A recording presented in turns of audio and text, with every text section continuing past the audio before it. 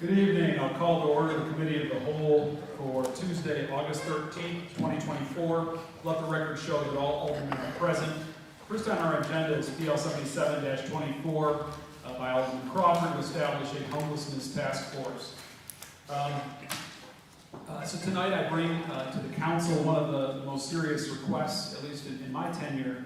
Alderwoman McCall and I bring this to you, the mayor, and our community, as a request of initiating that conversation, and hopefully one that leads to action. None of us are blind to the fact that there are increasing numbers of homelessness in Olean, and even more concerning are the numbers in nearby Jamestown and recently in Salamanca. Let me be the first to say that I don't think we really know what the answer is, but many of us know what the question is. So how do we deal with this, and what do we do if it continues to grow? For the past 8 years, constituents have asked many of us, why hasn't the city done something about an individual, about a person that sits on a bench uptown with a cart full of bags, who is a really nice person, but chooses to sit there? The answer that I've always heard is that being homeless is not against the law. That was one of the things that I've heard over the many years. You can't force someone to receive services. That might work when you have one or two in a city of 13,000, but as the numbers continue to grow, tents start popping up, residents are sleeping in alleyways, the question and concerns from the residents increase. So I want to hopefully get to an answer of what can we do. Now, but before I turn this over to others for comment, I want to make it perfectly clear that I realize there is not one simple reason for a problem like homelessness. To my knowledge, there isn't just busloads being dropped off at the Olean Center Mall where migrants are being housed. What the reality is this is as much of an economic problem as it is a mental health and drug abuse problem too. You don't just simply get heart disease at 60 years old and solely blame the fact that you spent 40 years eating fast food without accounting for your love of alcohol, cigarettes, and lack of exercise. The state, in all of its wisdom, chose to close down mental hospitals, prisons, juvenile detention centers, and the likes. Similarly, addicts aren't imprisoned anymore, right? The system, we all try to get them help, but you can't force an addict to get help, and many end up on the streets. In many ways, the state and our larger government, at least from my opinion, has made this our problem. All small communities across the U.S. have to deal with this, especially in New York State. Now, I'm hoping and optimistic that this task force, if the council votes to support this initiative and the mayor sets it up, for us to elevate these problems, exchange ideas and possible solutions, which could lead to something more. And I have a huge hope that this opportunity can come at just the right time, where something can be brought forward to the highest levels of New York State, as we have something in Olean that Jamestown and Salamanca, even Buffalo, doesn't have. We have the next president of NICOM. No pressure, Bill. But to be at arm's length from Governor Hochul's office,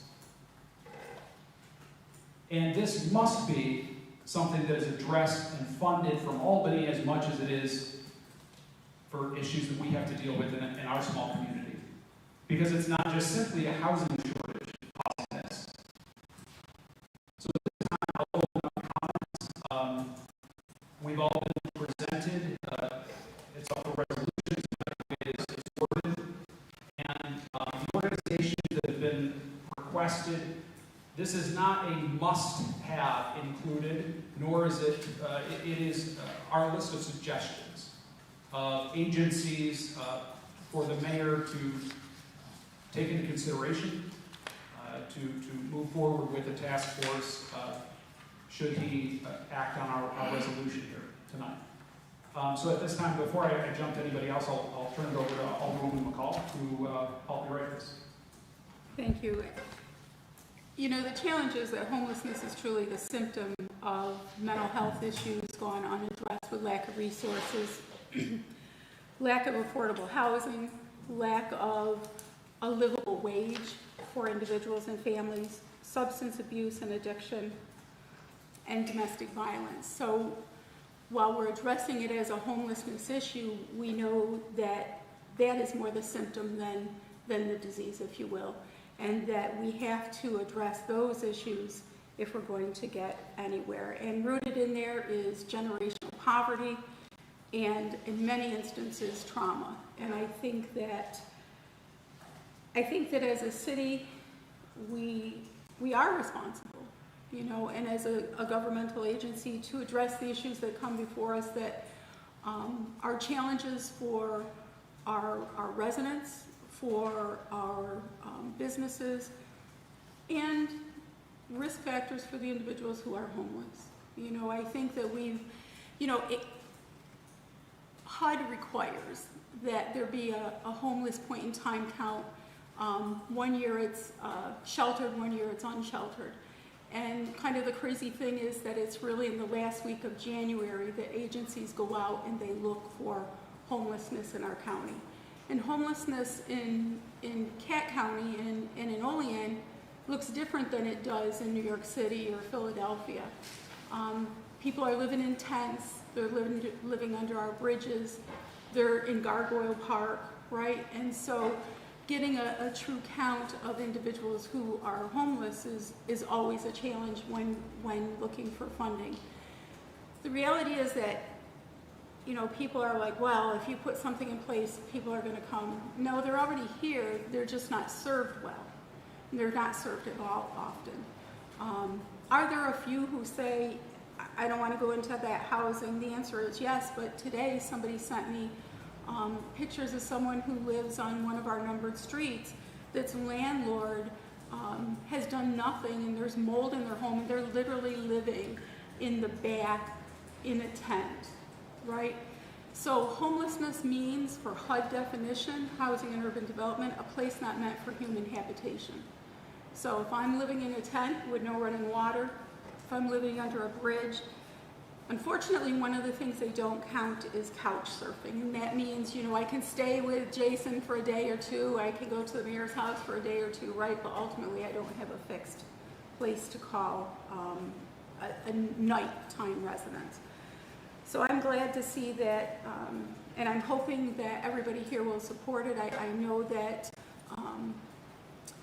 Alderman Panis before has talked about the need for housing and looking at some of the things, and that spurred some of the stuff with code enforcement and some changes we've made. But I would ask that all of the aldermen sign on to this very important endeavor. Thank you, Alderwoman McCall. Anyone else? Mayor. Yes, I want to thank the council for seeing this problem. I've been approached a couple different times here, and I don't want to jump you guys the gun, but this was in my mind to get a task force going. And it's a good thing that we, you know, that Olean tries to get out on top of this. Yes, we have homeless people that come into the city. We don't have the bus loads that people think we do, but we have to get on top of this problem. So I thank you for bringing this forth in a resolution. Thank you, Mayor. Alderman Benton. I was just looking here at the list and just was curious about having an allotment of like public, general people from the community that may not fit into one of them molds. You know, just like anything with a committee, with a task force, with any sort of organization, there's certainly no shortage of people willing to help and contribute. And at the end of the day, I mean, if your question is about residents, many of the people that are on those, the committee, which the mayor has the power to make up that committee. As far as I recall, when we asked for a task force, we kind of lay it out there, and it's really up to the mayor's discretion to staff it and so forth. But, you know, I guess our request would be that people from those various agencies and organizations are also residents of Olean. If that would serve as kind of a multi-faceted approach to making sure that these are people that are in our community. And what do you think about that? I guess the request I'd make is just that maybe somebody doesn't fit into it, but they still bring some type of knowledge base to it. So I'm just asking, Bill, maybe you can just keep that in mind, or just some just run-of-the-mill general John Q. Publics that have an interest are invited to the table. I think that's valuable, Alderman Benyon. Again, this is this list is non-inclusive or all-inclusive or whatever you want to say. It's it's a list of recommendations. So I think that's a valuable recommendation. If the mayor would take that into consideration. Alderwoman McCall. One of the things in kind of brainstorming agencies is that it's also a funding tool because funders like it, but it's an invaluable tool is to have either a, to your point too, someone who's homeless or been previously homeless on the task force. Because oftentimes we think we know what the issues are, and sometimes we do, and sometimes it's helpful to have that that piece there. So in thinking about it, most task force and agencies that have funding for homelessness have generally a caveat that they have at least somebody who's been previously homeless that participate. So just to kind of put that out there, I had not, and shame on me for not having thought about that previously. Any other comments? Alderman Robinson. First, I'd like to say I'm happy that the city is finally looking to adopt something to address this issue. I know when it comes to certain social issues within this city that it's a hard topic to discuss. It's a hard situation to look at. I know for myself personally, growing up and seeing homelessness all the time when I go downtown DC, and in my neighborhoods, and just watching how even my grandmother would bring complete strangers into our house, and we were in poverty, and watching how she interacted with people, how she treated them, how she would feed them, allow them to bathe, and then send them on their way. Kind of did something to me internally, you know what I mean? So when I look at that, and I look at how my personality was molded from those traits, and I think, helping others should be common for everyone. But again, sometimes those things just don't come easy. John, like you mentioned, sometimes you have someone out there that just doesn't want assistance. Sometimes they're content in life with just doing things the way they're doing. I think, when I look at this list of organizations here, and you have to say the help is there. It's just a matter of connecting those people with those organizations. So it would be great if we can get something that works, and in all honesty, I'm gonna just say something that actually sticks, because we have a habit of creating things and then they just disappear. It would be nice if this group can come together, this task force can come together with one or many of these entities and create a goal for helping these people to be able to turn their lives around. And I think a lot of people will have a lot of satisfaction from that. So that's all I wanted to add. But kudos on bringing this forward. Thank you, Alderman Robinson. Anyone else? Alderman Panis? Yeah, I think it's good that we get a jump on this now. I think we saw an uptick last year, and everybody just we kind of wrote that one out. And this could just be the beginning of it. So being ready ahead of time is important. Knowing what you're going to do, how you're going to handle it, and communicating with the folks that are involved in that issue, so you can come to a solution. Right? The solution will never be that we just don't have homeless people in Olean. It's that we have a way to try to help them, and that they try to help us. Right? We reduce whatever the negative side effects are, try to help them gain some positives. Yeah, I mean, I think you said, I hope that we can get a playbook. I hope that there is something when one of us receives a call, that, we're able to reach out to the mayor's office and there's a set playbook and, a strategy in place.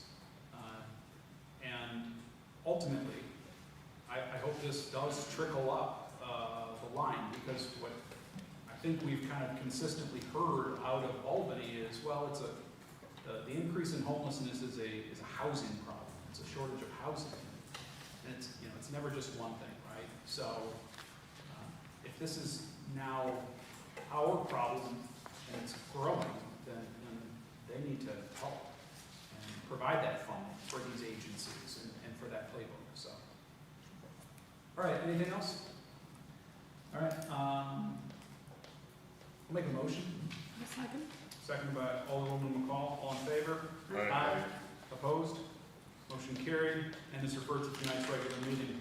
Next, we've got PL 78-24 by Mayor Ilio to authorize the transfer of funds from the general fund contingency line, item 4068.455 for the costs associated with mosquito spraying. Mr. Mayor? Yes, as we talked during the budget process, we started this many years ago that we did not put money in the budget, and that did come, that the county did spray, that we would take the money from contingency fund, from the general fund contingency fund to pay for the spray.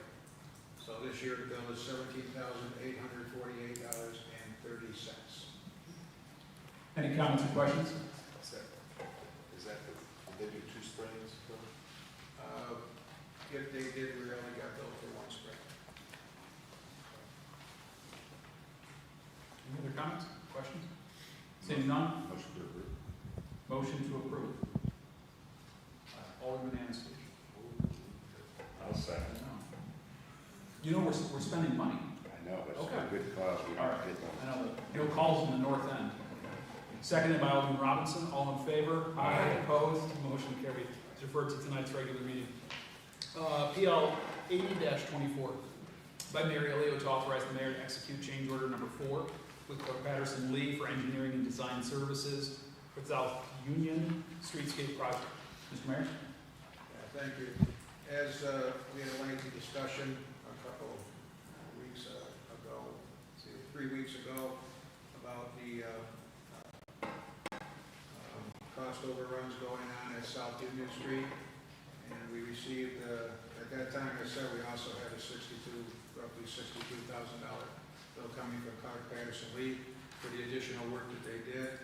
The additional work is a result of us changing the distance to the bridge instead of stopping at Green Street, and also all the additional work that they had to do as a result of the New York State DOT coming forth at the 12th hour and telling us we had to do all this stuff. So the change order here is $62,500. Not to exceed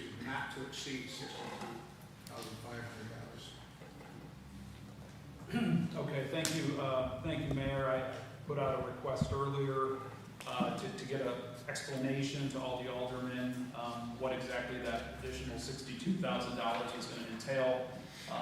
And so Ben, DPW Director, forwarded the correspondence from CPL to all of us. for the additional scope of their work. Any comments or questions? Alderman Benton? So that 309,500 that has that 62 added into it? Yes. It's additional to what we've authorized right now. Where's this money come from, surplus?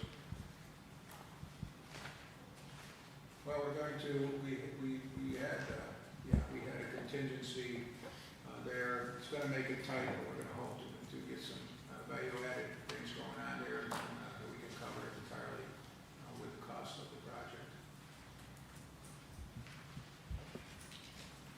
Any other comments or questions? I was just gonna ask, what that will leave in the contingency balance after the additional and this? I apologize, I'm not sure where Len is tonight, or Ben, so I thought they were gonna be here to explain this a little more, so.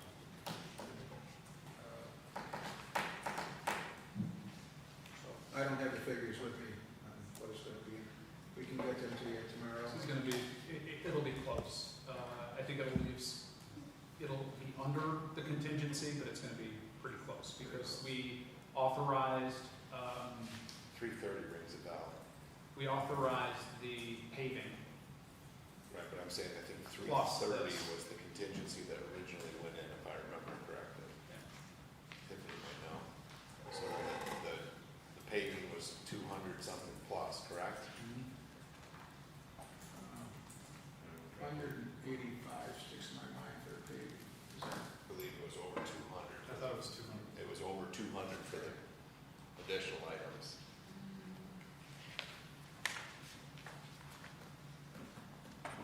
Well, there's a lot of bells ringing. No, I think it was 205, the paving.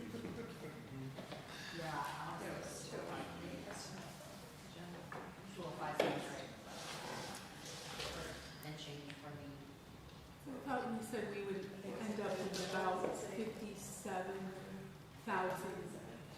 left in contingency, because you said, well, we'd like to do but it was 50,000 for the shrubbery stuff. I think we No, I might. think this is gonna put us pretty much tapped out.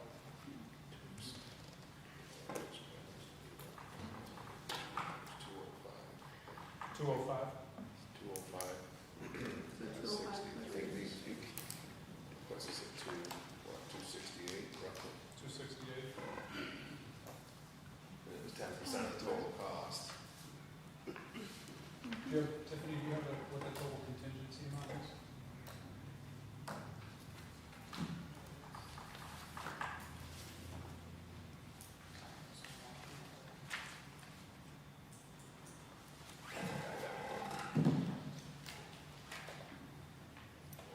Well, John, while we're waiting on that, Yeah. I'd like to make a comment on this project. Please. While we knew that this was coming,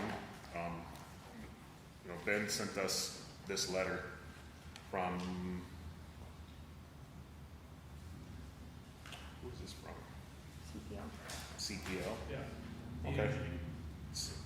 So just later on, when you guys go and read this, if you haven't already read it, the third paragraph is a little enlightening to me, because it talks about how, first it, to me, rambles on about the high bidding. To me, what I decipher as high bidding.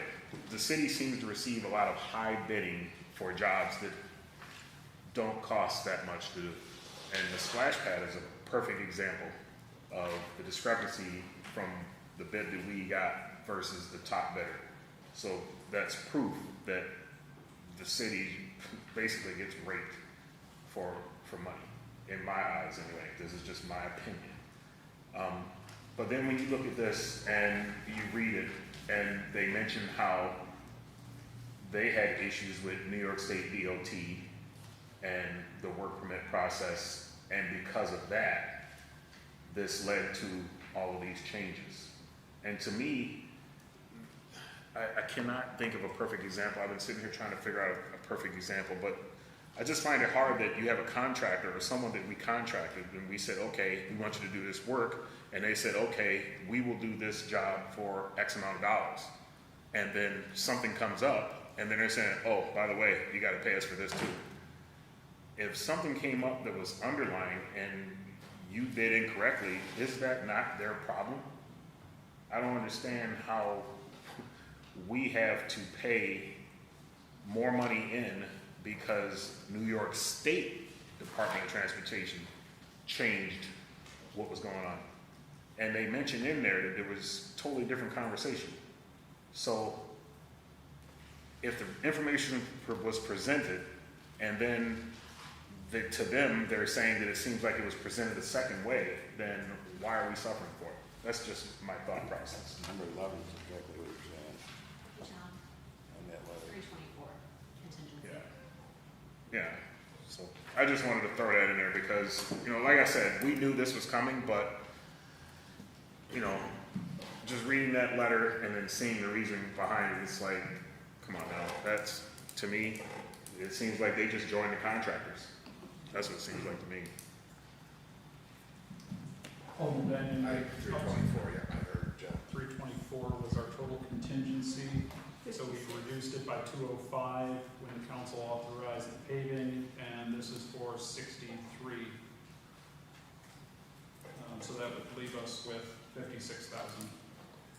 And with, just as a point, John, on that PL 8024 where it says the total amount of 309,500 that I just asked, that does not include the 62.5. Because on May 28th, we approved 309.5. So that number there is not inclusive of this additional.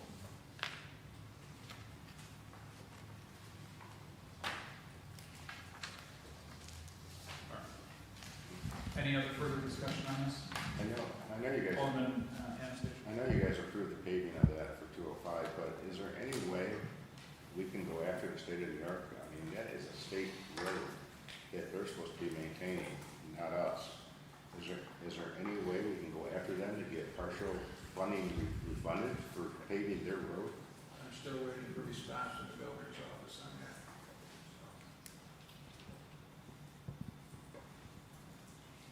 Anything further? All right, seeing none, I'll make a motion. Can I get a second? Second. Second by Alderman Forney. All in favor? Aye. Opposed? Motion carried.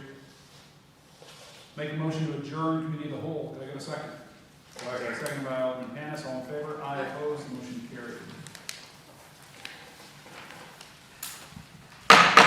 Call to order the regular meeting of the Common Council for Tuesday, August 13th, 2024. Clerk, please call the attendance roll.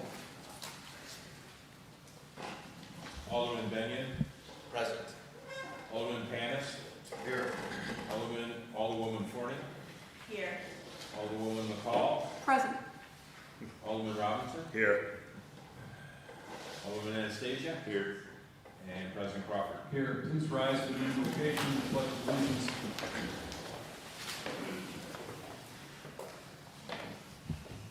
Heavenly Father, we come to you today asking for your guidance, wisdom, and support as we begin this meeting. Help us to engage in meaningful discussion, allow us to grow closer as a group, and nurture the bonds of this community. In your name, we pray.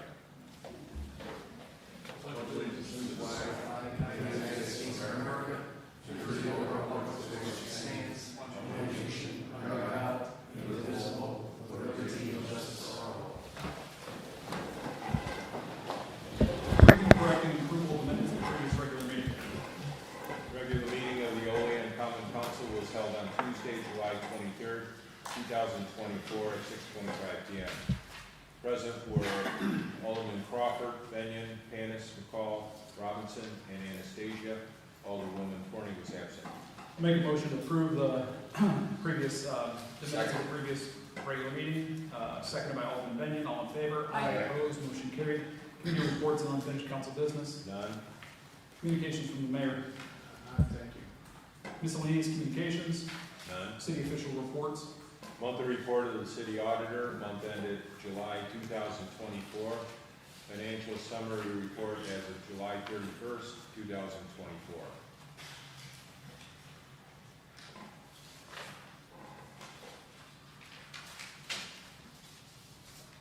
Proposed legislation and referrals. PL number 77-24 by President Crawford, referred to Committee of the Whole Tuesday, August 13, 2024 by Council President. PL number 78-24 by Mayor Alio, referred to Committee of the Whole Tuesday, August 13, 2024 by Council President. PL number 79-24 by President Crawford, referred to regular meeting Tuesday, August 13, 2024 for resolution by Council President. PL number 80-24 by Mayor Alio, referred to Committee of the Whole Tuesday, August 13, 2024 by Council President. All right, before I give an opportunity to the public comment, I'd like to open it up to any of the aldermen to make a statement at this time. Okay, seeing none, will the clerk please read the public comment statement? The public comment portion of the Common Council regular meeting is established to provide members of the community with the opportunity to publicly state their views, voice their concerns, or to provide input pertaining to any issue affecting city government. Additionally, the mayor, Common Council members, and city department heads encourage any person with questions to contact them at their offices. All right, at this time, I'll invite members of the public to approach the podium. Please state your name and address. For the record, we'll have 5 minutes.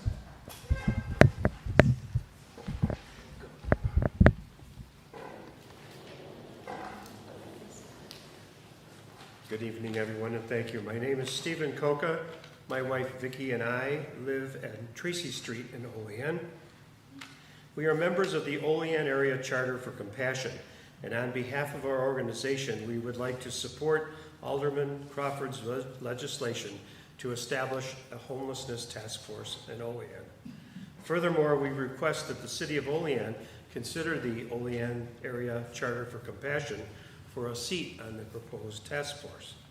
The Olean Area Charter for Compassion was founded in 2017 by 7 local people, recognizing that Olean was a compassionate community at its core and citing examples of concern and care exhibited by people in every facet of community life.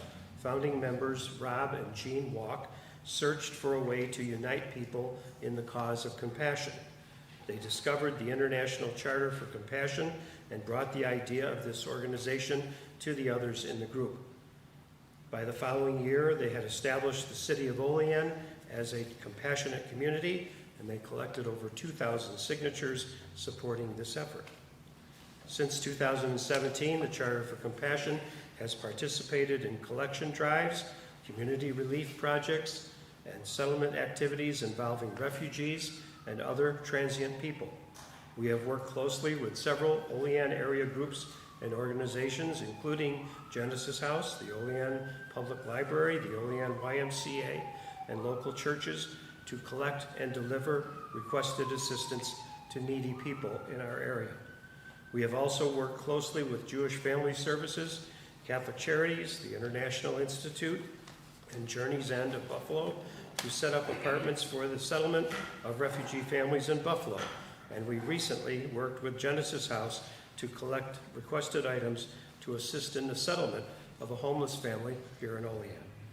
The Charter for Compassion also assisted in the initial settlement and subsequent move of a Ukrainian family to a more appropriate living space in the city, as well as assisted a young man from the Cameroon in obtaining his necessary green card so he could eventually further his education and attain useful citizenship. We feel that the Charter for Compassion is well placed to be a valuable asset to this proposed task force. We appreciate your consideration of this very critical legislation. Thank you very much.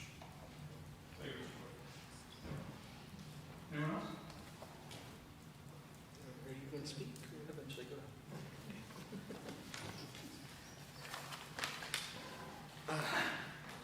My name's Pab Sangenis. I live at 309 North 5th Street, and as much as I agree with the proposal for a homeless committee, I am not addressing that tonight. I'm here to address the quality of care at our local hospital.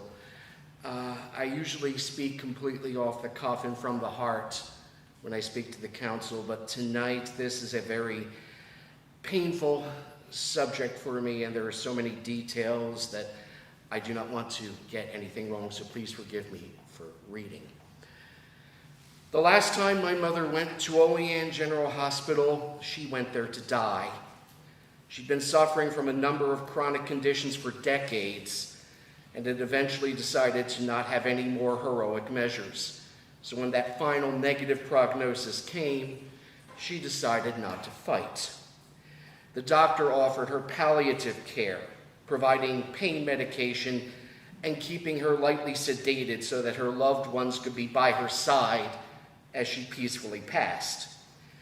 She signed the necessary consent documents and the doctor left, and that was the last she saw of him. After a couple of hours, her painkillers had worn off, and she had still not received a sedative. She was in intense pain and asked for medication. The nurse told her, "Well, we don't want you to get addicted to painkillers." My mother yelled back, "I'm going to die today. Getting addicted is the least of my worries." More time passed. No more painkillers were administered, and no sedative was ever administered. My mother was in constant pain and eventually started screaming for help. A nurse came in and decided it was not time for medication, but to change her bed sheets.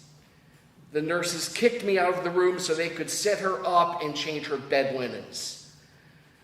I could hear her still screaming out in the hall and yelling for the nurses to help her. I knew that she had passed before the nurse came out to tell me by the fact that for the first time in hours, I was not hearing her scream. I mentioned to the doctor that she had been promised palliative care, which was denied. And instead of peacefully passing with her family there, she died alone, surrounded by nurses while screaming for help. I was told I could always sue, but the hospital could afford better lawyers than I could.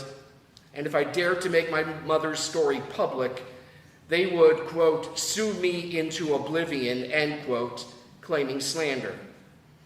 After all, they had all the witnesses in their employ, and all I had was myself. Who was a court going to believe? It hurts me a lot to recount this again, but I feel the need, because Upper Allegheny Health System is one of those few untouchable entities in town. And my experiences over the years and recently have convinced me that they are not interested in changing, only doubling down in defense of their actions and their staff. I've already contacted the State Department of Health asking for an investigation into Upper Allegheny standards and practices, and I am also asking the city, if at all possible, to look into the operation of our hospital. It won't take away the mental anguish I feel every day, but it might prevent someone else from going through it. And if they do decide to, as far as I'm concerned, that's worth being sued into oblivion. Thank you. Anyone else? This is why I wanted you to go first. I brought the mood down. Good evening, Glenn Wall, 9346 Sawmill Run Road, Little Valley, New York. So here we are, a few months after I first came to this council to urge action on the sewage discharge problem.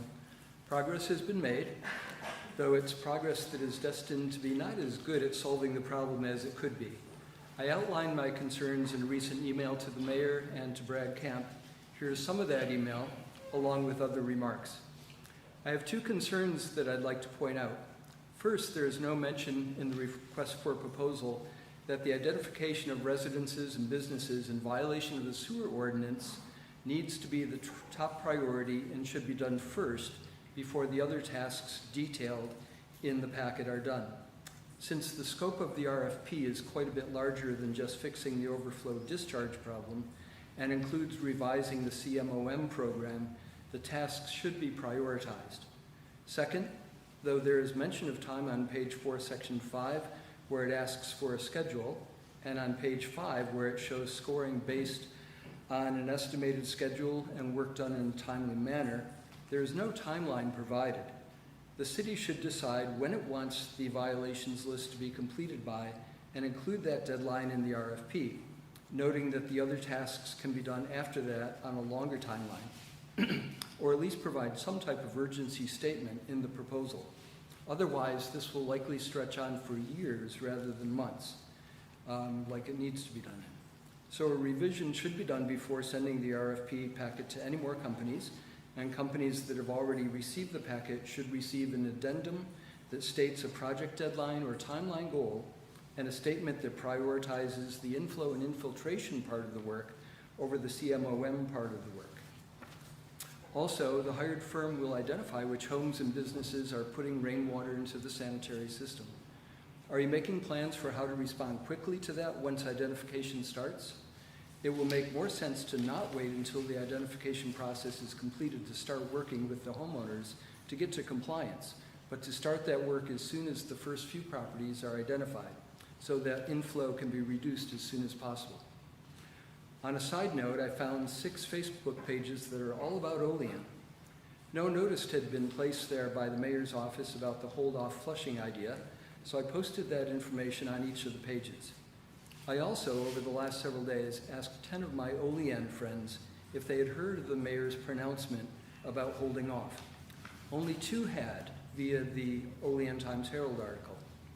Not a very scientific survey for sure, but an indication that much more needs to be done to reach every Olean resident with this idea. I would hope the mayor's office would take additional steps to get the word out. Put it on the electronic billboard, get the radio station to do PSA announcements about it, get it on social media sites, spread the word, work with the DPW to get the message included in the water bill, and for people who pay online, add that to that website. Because we need as high a participation rate as possible to make this idea effective at reducing overflow events, and if they do occur, reducing the amount of sewage in the discharge. Thank you for all considering this idea. Thank you all for considering these ideas, and know that despite my criticism, I'm working to help the city avoid being the cause of river ecosystem damage, and also being the defendant in a lawsuit by the Seneca Nation of Indians. It would be good to have your money go towards city improvements and not to lawyers. Thank you very much. Anyone else? Anyone else? Yes. Go ahead. Mine's short. I didn't plan this because I just found out about the meeting very recently, so I don't have anything written up. But I just want to say, like, I believe in helping the homeless out and helping our people of our community. But Name for the oh, I'm record. sorry. Name and address. Karen Callahan, 2075 Hillcrest Avenue in Olean. I believe in helping our people of our community out, but when there's people coming in from all over the place, I just feel like we can't save everyone. And then, like, there's the point where you're walking. I've been a walker for years, and to go for a walk at 7 o'clock at night, I don't feel safe anymore. I mean, there's homeless people walking behind me, getting closer and closer. I cross the street, he crosses the street with me. My daughter recently got dropped off after going out with a girlfriend, and there were some homeless people in front of her house on 3rd Avenue. She was terrified to get out of the car. She called her neighbor. The people went behind the neighbor's house and were searching through his garage and stuff. So it's just like, I feel like you can find housing for them, but that's not going to keep them from walking down the street and not getting the help they need and still being afraid of them. One, like, I work at a realtor's office, RE/MAX, on 220 West State Street, and she was telling me that just today, this morning, there was a homeless guy out there just screaming and jumping in front of the office, you know, screaming out, die, die, die. And then he looked in the office at her through the window and did a fake gun at her. So they need the help. So, I mean, who's gonna help these people? And so Portville doesn't have any homeless people walking around. Allegheny doesn't have any homeless people walking around. Why are we seem to be the hub for having all the homeless people come to our area? And I mean, mine's short and sweet, but that's all I have to say. Thank you. Anyone else? Good evening, Preston Marshall, 5 Fifth Avenue, Randolph, New York. Mr. Mayor, Mr. President, council members, my name is Preston Marshall. I'm running on the Republican ticket next year for District Attorney of Cattaraugus County. Lori Reedman, the current District Attorney, is completing her term and will not seek another term, so I am running for that position. I just wanted to take the opportunity to introduce myself to you. I was born and raised in southern West Virginia. I graduated high school, enlisted in the Navy, completed the Navy's nuclear program. I served on 3 different nuclear submarines. I did an instructor tour as well as a staff tour. I retired from the Navy and I went to law school. I met a girl from Randolph, New York. I told her I wanted to go back to southern West Virginia. She said she wanted to go back to Randolph. So we compromised and we moved back to Randolph. I've been in Randolph for 20 years. We've raised 4 children. I spent 14 years as an assistant district attorney right here in Cattaraugus County. I'm currently, and have been for the last 3 years, an assistant public defender for Cattaraugus County. I think I'm the most qualified candidate. I think I'm the most experienced candidate, and I ask for your vote in the primary next June. Thank you very much. Certainly, if you have any questions or anything, Thank you. all right, thank you.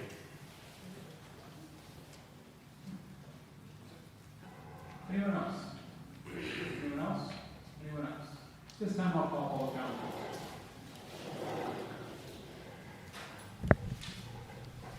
Finance and bills. None. Resolutions? Resolution number 81-24, PL number 65-24, out of committee by Alderman Anastasia, seconded by Alderman Panis, to amend the City of Olean Code of Ordinances, section 14.0.52, to amend the required time frame for publication of zoning board of appeals public hearing notices from 10 days prior to the hearing to 7 days prior to the hearing. Okay, we talked about this previously. Any comments, questions? Seeing none, will the clerk please call the roll? Alderman Benyon. No. Alderman Panis. Yes. Alderwoman Forney. Yes. Alderwoman McCall. No. Alderman Robinson. Yes. Alderman Anastasia. Yes. And President Crawford. No. Resolution passes 4-3.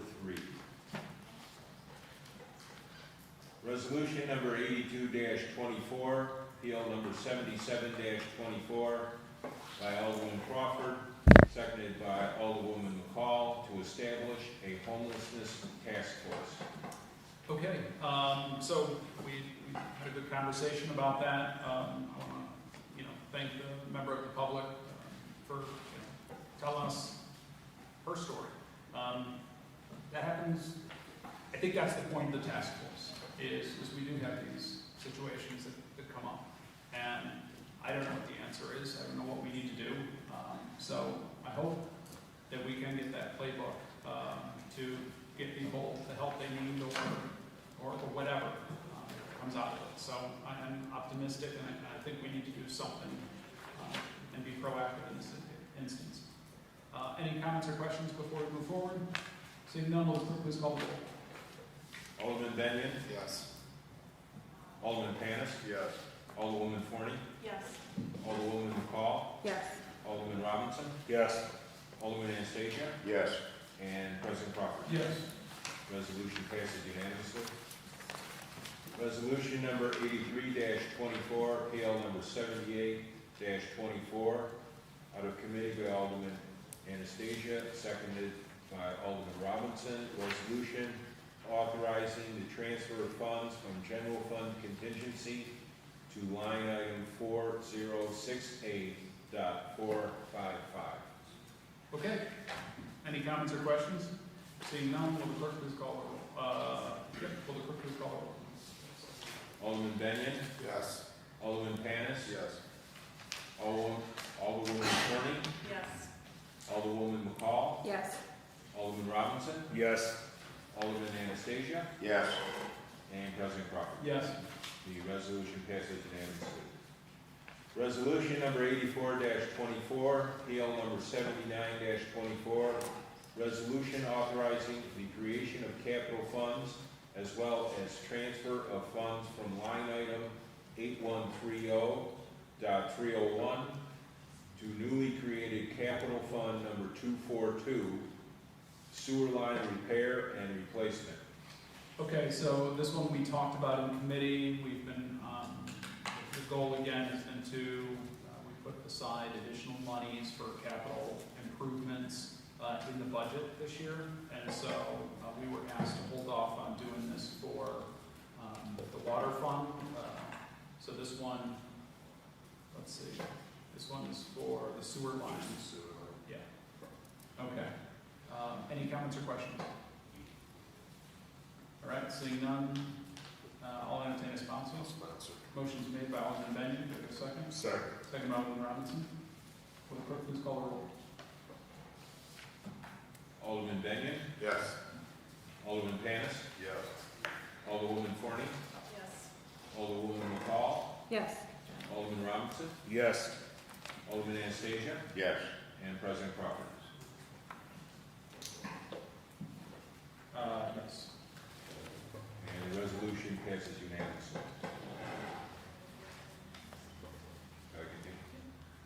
Resolution number 85-24, PL number 80-24, out of committee by Alderman Crawford, seconded by Alderwoman Forney, to authorize the mayor to execute a change order with Clark Patterson Lee to amend the scope of work of a prior design and engineering agreement to include construction and inspection services for the South Union Street project in an amount of $309,500.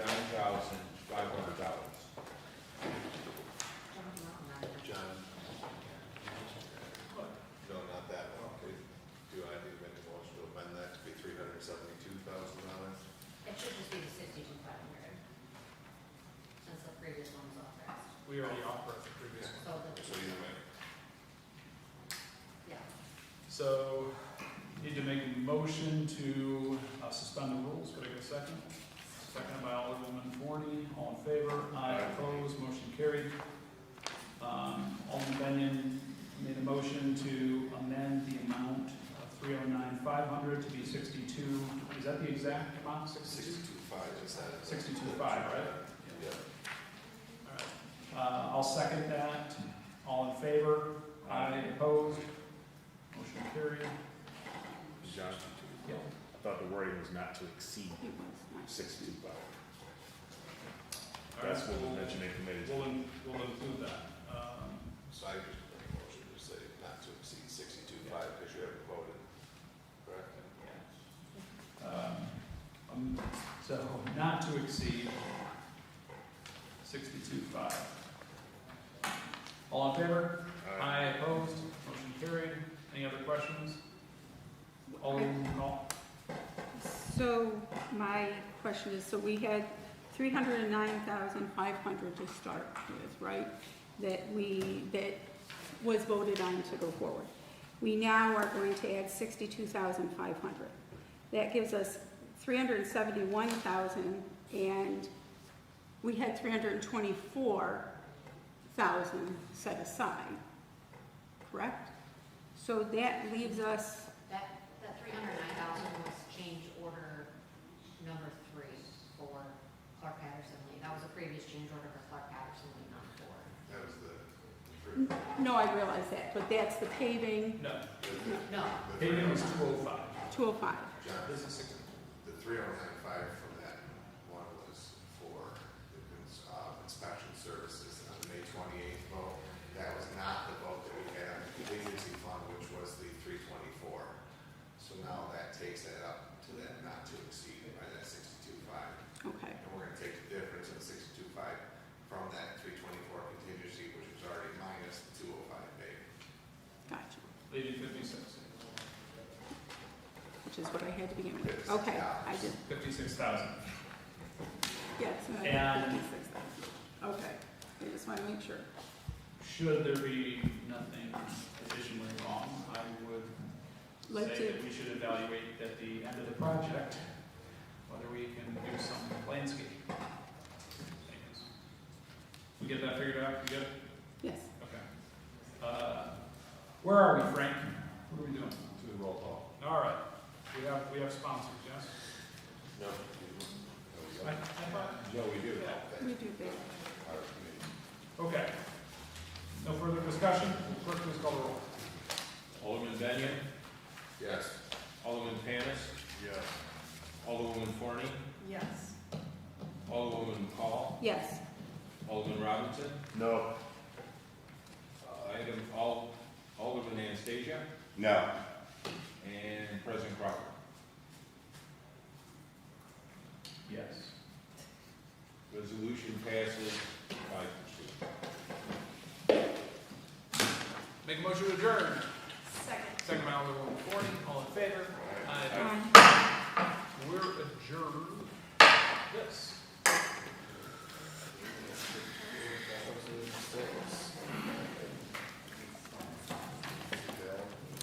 You only have 50, we'll be taking out your contingency, we'll get more mistakes. Spend some now. Oh, you get to leave. That's good night. Frank, I'll buy you a coffee if you stay in my place. And I go. No? Just coffee. I'm sure that steakhouse, if you vote for me, and I'll leave. It doesn't happen. I mean, I did that for a coffee. We can, I'm ready now, or not? It's like we go outside. It's pretty good. Oh, no. 62.5. I don't think so. Okay. I don't think so. Is it live with music?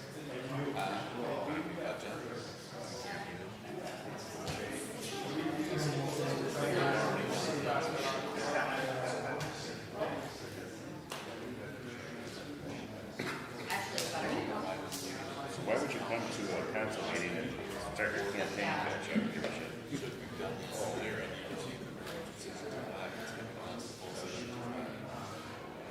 Oh, yeah.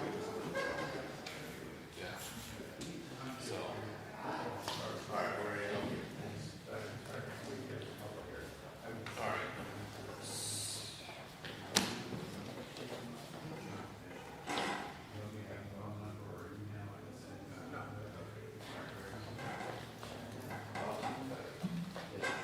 Call to order the City Operations Committee meeting. Let the record show that all members are present. I'll make a motion for the approval of the minutes of the Tuesday, July 9th meeting. Can I get a second? Seconded by Alderman Panis. All those in favor? Aye. Opposed? Unfinished business. Ben's not here, but as of right now, we've not been contacted to schedule any type of meeting to set up the right-of-way permit and curb cut procedure conversation like we were going to. So Bill, can you see timeline of just setting up the discussion of the topics? Because I think we've had a committee established, correct? Me, Ben, Dave. yeah, Dave was on there as long as it wasn't too early, like before 1. He said he likes to sleep in. I think it's Tacoma's cat or something. I don't remember the rest of them. Jason. Okay. I don't know. We can let Tiffany let us know. Just send it out tomorrow, that's fine if you would. Yeah, I can send it out. Please, thank you. Yes, sir. Do those discussions include the issue with the paving and seal coatings that's going on? Has that been resolved? Yes, it would all be part of the right-of-way permits would include the conversation of code 21, whatever that specifically calls for a right-of-way permit for the excavation. I think Bill sent out an email stating that his interpretation that seal coating was maintenance and not excavation. Am I correct, Bill? Yes. Yes, after sending that out to you and giving a couple of comments back, I basically put a stay on it until we get this figured out, so. All right. correct. Seal coating is maintenance and not excavation. Okay. And then, and that affected the conversation that we had with regards to the one contractor, correct? Yeah, there's a hearing coming up on that. Okay. Anything else? No, I just wanna know what the current status of seal coating is, cause I imagine a lot of people are gonna be trying to do that before winter. So right now that it's maintenance and not included as So it needed needs to be permit. done. Correct. Okay, that's what I need to know. So under new referrals for consideration, parking on Euclid, I had this put on there for Bartlett board reached out and on the Euclid Avenue, when you get to the top between the last house and their parking lot that actually does go around and goes out Monroe Street around the tennis courts and goes out there. There's people will park on the north side of the street, but it's a very narrow street, and now there's an issue with a vehicle that's parking on the south side of the street, which is causing really chokes down that street and doesn't leave any room. We did, if I may, Yeah. we did, Tiffany did some research and she found out that in 1947, no parking south side of Euclid from Jefferson to the top of the street. Nothing in code though. So, Yeah, I was gonna say that. And then the other question I had, Ben is not here, but where is Jefferson Street? it's about midway up the block. It goes between Euclid and Madison. Okay, now I remember. I think it's just below the road in that area. It almost looks like a driveway. Okay. There's a street. Okay. So since nothing was in code, we had to do something to formalize, so the consideration would be just making no parking up the entire length of the south side, make all parking on the north side of the street. Do we ever do all these signs?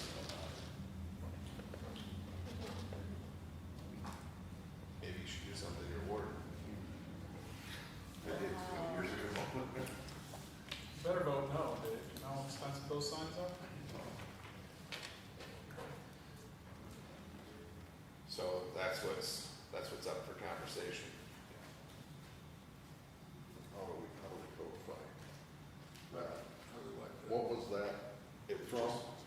This is from 1947.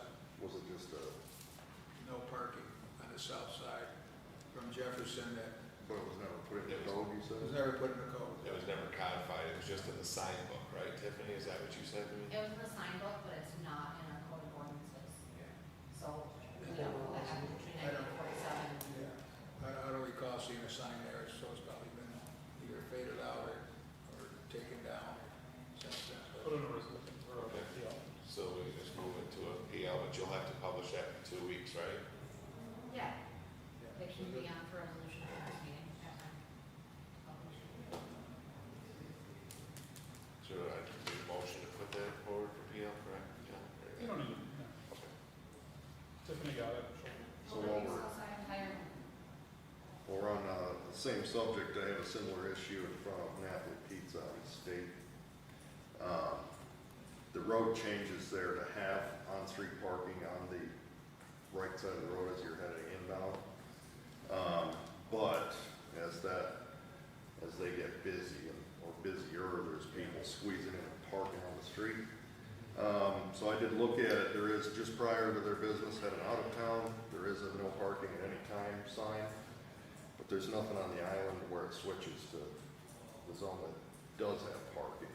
So you can park on the street in front of Napoli's westward, correct? Yes. But what's happening there, Jason, is that is the driving lane. Mm-hmm. Okay, it's right in front of the house there and the old Napoli. It's Yeah. like, but people park there forcing other cars to go out into the turning lane. So I've been remiss in bringing this forward. I think we need a sign there that says no parking. And Yeah, I agree, right on that island that is where the transition happens. Yeah. I think that would, probably their issue is they've got people that park there and then to disturb their Well, there should be, dinner until they I'm get forever, lost. I'm forever calling when on my way home, there'll be cars parked there. I'll call dispatch and say, send an officer over and have them move your car because they're in the driving lane. Mhm. So, I can see how it happened, and I think a sign on that island would at least not give someone the ability to argue they're not aware. and with, right. but then with just the basic code, current code, where they park from the red light westward, they can't park within 25 feet of that intersection anyways, correct? I think they got that covered with the way they have the line starts out and swoops, and there is a parking is designated there, so. We don't do I would like to put some, no parking. one, Anytime. one sign? Yep, Is one sign okay? just one. Remember your budget. So you need to put a PL? I thought we just determined we did that. Or do we have to change code for that?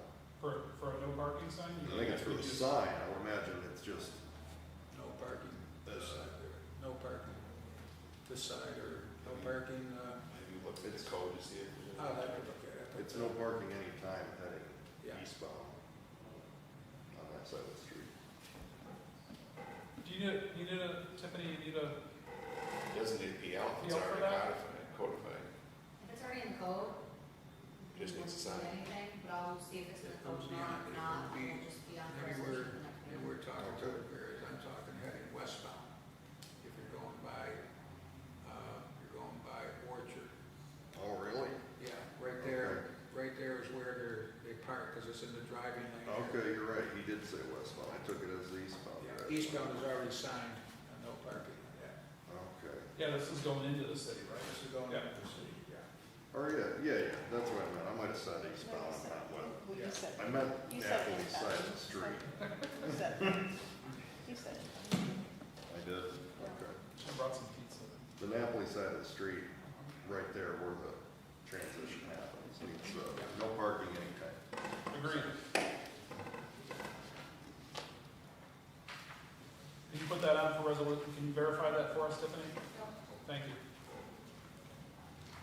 Okay, anything else? Good with that? Not here.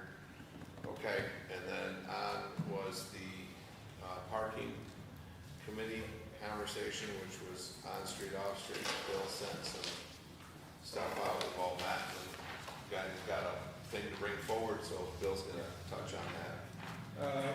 We met at, a couple of times, and what I've provided you here is a map, it just is color coded to give you an idea what the zones would be for the parking. And I'm not gonna, I provided you with a slip, and it's got the zone 1 is pretty much your long streets. Zone 2 would be all your side streets. Dave, did you get one? No budget cuts, we didn't have them. I thought it, here. Here, Dave, you can have mine. Did you get the wording? Yeah, I got that one. Okay. I think Frank probably took yours. Anyways, so you got some streets that, like Lawrence Street, was, if you go there, Lawrence Street from Union to Second. And the area in front of the church there, the old OCDC, that's marked 20 minutes, and cars are parking out there all day. And if we put that as part of the project here, that's going to get additional parking for people going to the library. And then Hamilton Street from Union to Berry, it's along by Rockies and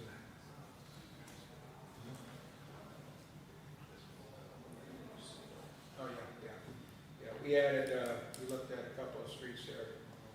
The map is not entirely what we projected there. I didn't have time to get the map updated. So that gives you an idea of the streets there. We thought First Street from State to Sullivan. Now, right now, there's no parking on the 200 block of North First Street, but the street is wide enough that we could put parking on one side if you desire, and that would give us another area for on-street parking that we could be part of the program. Where is this going?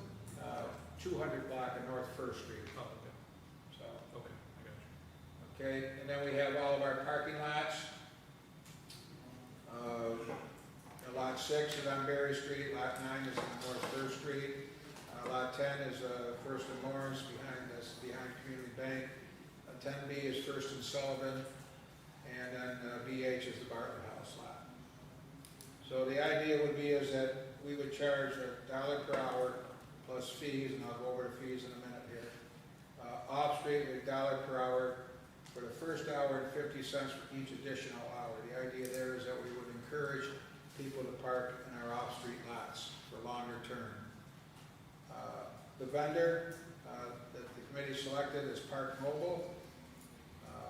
They will, this will be done by QR code and all signs. Park Mobile will provide all of the signage, and on the signs will also be a phone number for people to text, and I believe the call also. We had this little discussion about that a few minutes ago. I'm going to confirm that. So the cost would be, there would be a 40-cent transaction fee. That would go to Park Mobile. Now, Park Mobile will cover all of the signs on all of the back office. So they will do all of the accounting for us and send us a monthly check. Okay, and they will give us whatever kind of reports we want. Credit card fee would be 3% plus 20 cents. So we thought that, that we, the city, could absorb that. So parking for 1 hour, 40, so it'd be 1 hour, it would cost the person 1 hour and 40 cents. 40 cents would go to the transaction fee of Park Mobile. 3%, 3 cents, which would be the 3%, and 20 cents, 3% and 20 cents. That would be, that come out to 23 cents, so the city would realize 77 cents for that transaction. Now, one of the nice things about this too is that if somebody is in, say they're in the getting their hair done and they're running late, they can add time by going onto the app and the mobile app that they'll have. They can add time so that they're not getting a ticket. And really confirm, I see, and then with that though, Bill, I think we have to confirm, but they don't, my experience, they don't run it. If you park 5 hours, it's $5, it's still only that 140 cents. Yeah. And the same 3% plus. Yeah, Is it, and Bill, was that 3 cents or was it 3%? 3% plus 20 cents per transaction. Okay, I was just asking, because on the bottom it says 3 cents. Well, that was showing the example. Oh, sorry, thanks. For 1 hour. Yep, I see that there now. But yeah, they No, want, so, once you leave, they yeah, want the if you're, transaction. that's why if you're working and you go into the lot and you say you're working for some of the waitresses that work for 5 hours, they could go there, pay $1 for the first and then 50 cents for the additional 4, so that's $3. So it would be $3, 40 cents transaction fee, and 3% of the 29 cents total. yeah, 29 cents, and that would, so that would be that would come off of what's owed to the city. So we like this program. It's cost effective for us. One of the keys is going to be that I'm suggesting that we look at hiring a full-time parking enforcement officer, because the key to this program is going to be enforcement. Because right now we have no enforcement, out there, and people are just, employees are parking all day, businesses are their vehicles out there all day. So we need to, have parking for the people who are the customers, we need to have some enforcement there too. Hang on, John, Berlin. Well, I was just wanting clarification, I'm not on the committee, but I just wanted clarification on the suggested pricing. The on-street, off-street was $1 per hour. Is that for the entire upper section of this? And then the vendor part is a separate, is that how I'm reading this? So like the fee, the dollar? Yeah, So basically, zone 1, zone 2 would be the dollar per hour. Zone 3, which is the off-street parking, is the dollar for the first hour and 50 cents for every additional hour. right, so that whole entire upper is separate from the bottom part. Yeah, look at Yep. zone 1 and 2 is on street, Yep. and then zone 3 is your off street. Yep, all right, thanks. John? So I want to thank JR and the mayor for really helping to spearhead this initiative. I think this is something that has been a long time coming. We've talked about it ad nauseum. Eventually, roll it out as proposed. Eventually, though, I could see where war vests might be a great place to, with the events going on. Anywhere else, they charge big money for parking. Where you're at a stadium and things like that. But I would be on board personally with a full-time enforcement officer. Maybe we talk about it come budget talks. But I would also request that that officer, that full-time parking enforcement officer, after they do their route, maybe have a little vehicle and go around town looking for other parking violations. And because parking violations can happen all over the city, and obviously this is going to be the biggest revenue driver, but I think it could definitely be a full-time position if there was also some opportunity to drive around the city and look for, and I see it all the time, right? People park the wrong direction, people park on the wrong side, people park where there's no parking, and this isn't about nickel and diming people, but the reality is when you have other streams of revenue, it helps us keep raising the tax rates down. And so, you follow the rules, you don't have to worry about it. But, good job. I definitely support this initiative and would ask if we look forward to look for having a full-time enforcement officer, that we just see what that job scope could look like. One of the things too is the parking enforcement officer could actually oversee the project too, so that would give oversee that. And many years ago, they had a Cushman. I don't know if that's a little three-wheel vehicle that they would drive around in.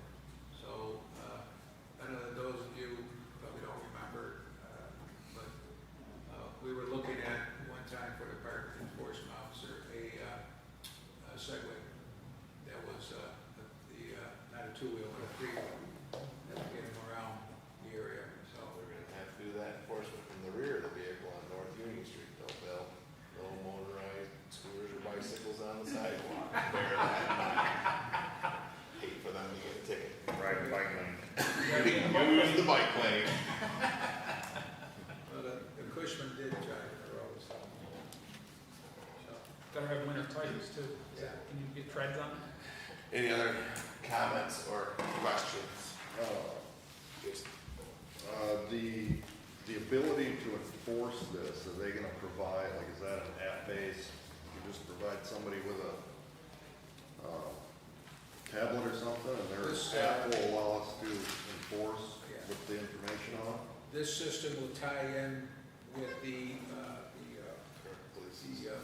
current, what we have in the police department. Oh, yeah. Those, Okay. they have, this ties right into that. Yeah, the whole software ties right in with Okay. It's compatible with that software. More than I thought. And the difference, while I understand that some people will be upset about this, now charging for parking, but the difference is this is now an immediate violation, whereas in the iChalk system, previously he would have to go through and iChalk the tire, and then 2 hours maybe later. the car was there 2 hours later when he gets an alert and says, hey, maybe John's car is uptown, still parked in the same spot. Yeah. And then, he's then went back to go maybe get a $10 violation, he also was not able to, or I chalked the rest of the route. So this is gonna be driving, and then that worked off a plate reader, if I remember correctly, right, Ron? It works,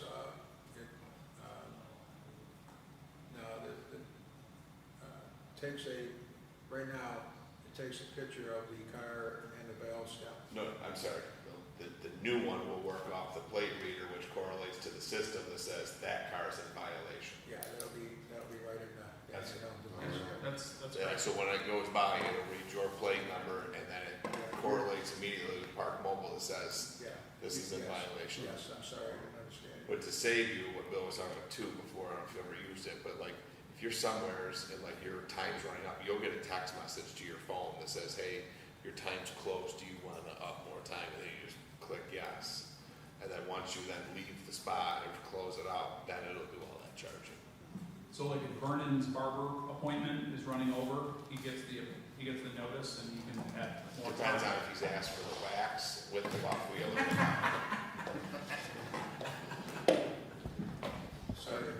Sorry, Aaron. I did, it's not fair, I couldn't. They couldn't use you this time, so I they know, can't. It's okay. What do you got?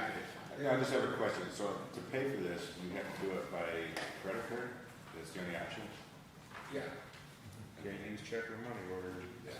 People are gonna have to, Well, I'm just wondering for the elderly people though, like what, if they don't, not tech savvy, they don't have iPhones. If you got one, Dave. How would they pay for it? I mean, Well, they can call in, Well, we know text, well, he's gonna confirm the call. yeah. The same way we got the VCRs working 30 years ago, maybe ask your grandson to figure it out for you. So they're never gonna text, they don't use a smartphone, they can text it from a normal phone, and then it'll do it through that same way to set it up. Can you also call or you're gonna confirm that? He's gonna confirm. I'm pretty sure that's what they said they could call, so. So they could even, with a flip phone, they could call in and say, I'm Possibly, in. we know text. Yeah, here's my license plate number, I parked on the street, Builder, I parked for 2 hours. Right. But I'm up late at night and I do see the police officers ticketing cars, which is, I heard comments that the police don't give tickets. But kudos to the police department, because I do see them on street sweeper nights going around giving tickets out, so they are somewhat doing. Oh, no, at night when their schedule allows, right? Like, Yeah. yeah. That's the night cruise assignment, they know that the sweeper route, and they go out and they tag. And I think that's awesome, and if this individual during the daytime could fit that into their schedule too, and get some more, violations in the day, that'd be awesome. Yeah, I think having somebody that's accountable to it, we want to make sure we don't get back to the former places like war vets or even uptown when we do our special events, or we want to be able to, if we're turning off or on enforcement, make sure we're like, we don't want to do that. We were When we do that. we were discussing like general times, we talked either 9 to 5 or like 8 to 5 would be the enforcement window, Monday through Friday.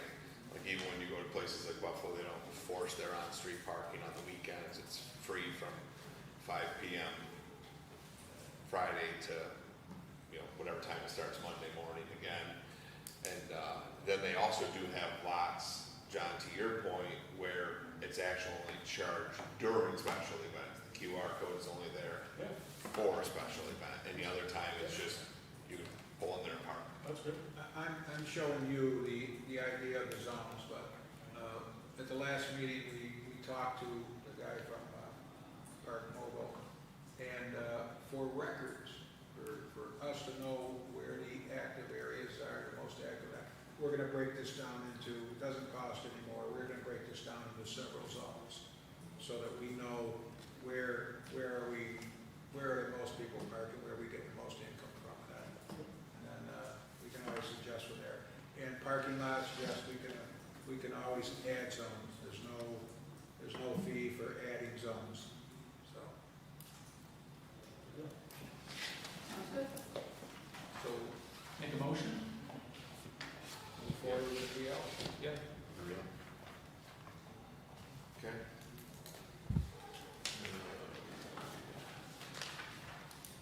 Any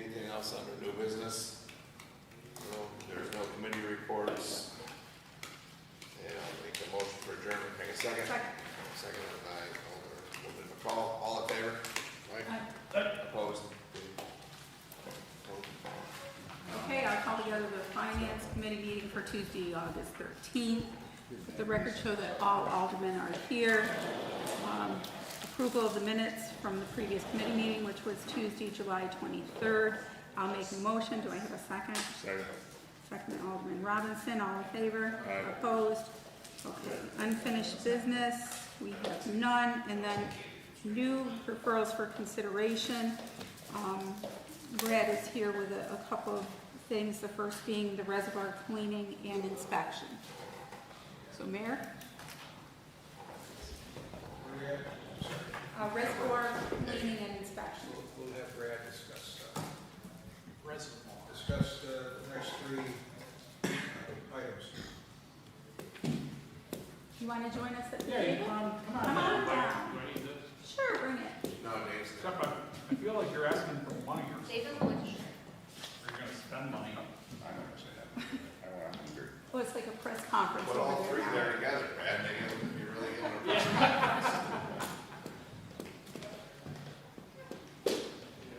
And if you could zoom in close. So, I think we've discussed before the reservoir cleaning and inspection. The reservoirs were built in '01, put online in '02, I believe. Rule of thumb is every 5 years or so, we should drain them, clean them, inspect them, and put them back online. That hasn't been done to date since they were put online. So, say 22 years, they've been online, they haven't been cleaned, they haven't been inspected. So I think it's long overdue for this to be done. I do have 2 quotes for this to be done. One is with a remote device that goes in, cleans it, everything is videoed. They do the inspection with it online. And then the other quote is to send a diver in, clean it, inspect it, do that. So, to do it with a remote vehicle, that would be about $24,000 for both tanks. To send a diver in to do it, came in at $20,000. Oh, it's cheaper with a diver? That's what I was surprised. Wow. Spit on that back. So what's nice about both of these options is we don't have to take them offline. We can do them with them online. So I'm just bringing that to you up for discussion. I wanted to kind of answer any questions that you have. Well, go ahead there. Alright, just one thing, let me see, so we're talking about cleaning and inspection, so I'm assuming this is for the micro germs and stuff like that, bacteria and stuff that grow over time. So is there a way to modify the tanks for ultraviolet light? Well, this isn't just for like disinfection or anything like that. This is more for sediment buildup on the bottom and just a inspection for the integrity of the structure itself. Oh, okay. From the inside. So Brad, is there a benefit? I mean, to me in my brain, it seems like the remote would probably be, I can't even fathom the diver, so that could be my issue. I feel bad for the diver. I feel the same way. Right, like- I don't feel comfortable sending somebody in there. Right, I don't like, even want to go there. it just seems like with remote, I don't know. Is there a benefit to one way or the other? In my mind, it's kind of like, we have our little remote carpet cleaner and goes off and does their own thing. I don't have to pay attention to it or worry about it. Comes back, docks itself. And if there's somebody diving in there, that just seems bad. But in all sincerity, is there like a benefit, not cost-wise, but in terms of efficiency and effectiveness for one versus the other? one thing I will say is it's a lot easier to disinfect a little unit to send in to do the cleaning and all that stuff than it is to disinfect a diver, all the equipment that has to go in with a diver. I mean, that aspect. $4,000 less. Yeah. Mayor? This too, if you say we do it remotely, we will have a video. Yes, I'm trying to confirm with the other agency that offers a diver. I believe they mentioned something about the video in their quote, but I didn't nail that down. Yeah, I mean, if, you know, to have the video, you know, at least we know what's going on. Yeah, I think that's key. Yeah. So the purpose of this is to go down and check for sediment buildup, but you said when you started, the recommendation is to drain them and clean the sediment out every 5 years, correct? Yeah, it's not a hard rule, it's just a rule of thumb. General rule of thumb, Yeah. clean a septic tank every 2 to 3 years. But the tanks have not been drained and cleaned since when? Well, they're not septic tanks. 2001. They're not Some septic these are the tanks. reservoir. I know, I just said, look, a general rule of thumb, Just no as an example. the You're not septic saying the tank- diver would go septic. They do. John? So it hasn't been drained or cleaned since they were put online, correct?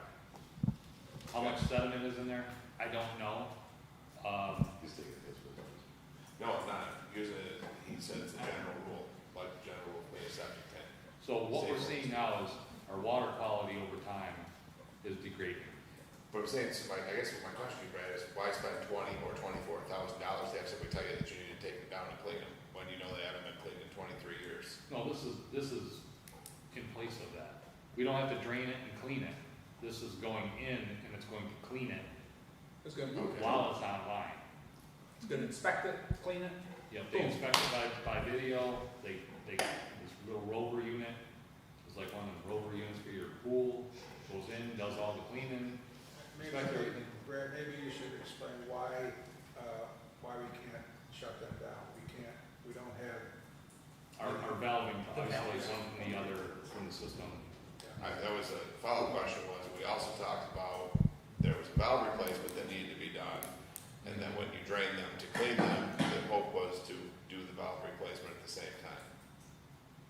We So still it's have money wasn't for to that. take one and we were- offline. Never, No, we never. We never funded that. The idea would have been to have the valve system so that you could drain one tank, do the maintenance work. I know we didn't fund it, we had the conversation about the benefit of draining it was so that we could fund it and do that project all at one time. right, so that project still needs to be done, but I think the need of this is great enough that I don't wanna wait to have that done and then to marry those two things together. So I was starting to say that our quality of, our water quality is diminishing over time based on what's in these reservoirs. This is going to improve water quality. We have gases that accumulate in the headspace of those tanks. Those things are measured that have an impact on water quality. These are all factors on why I think this is important to do as soon as possible and not delay and tie it in or marry it to another project of valve replacement or How are we gonna pay for it? that's part of the discussion. Yeah, obviously. I was only asking because for the last 2 budget seasons, the valve replacement was listed as a critical need. It is a critical need. It is a critical need. When was installed, was that the 80s? Those reservoirs?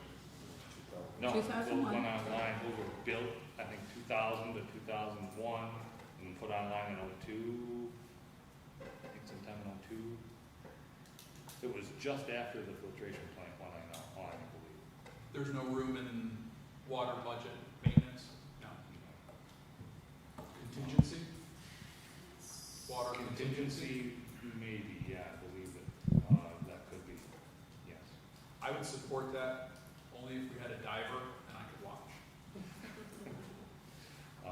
That really, You know, there's probably Interesting. rules against that.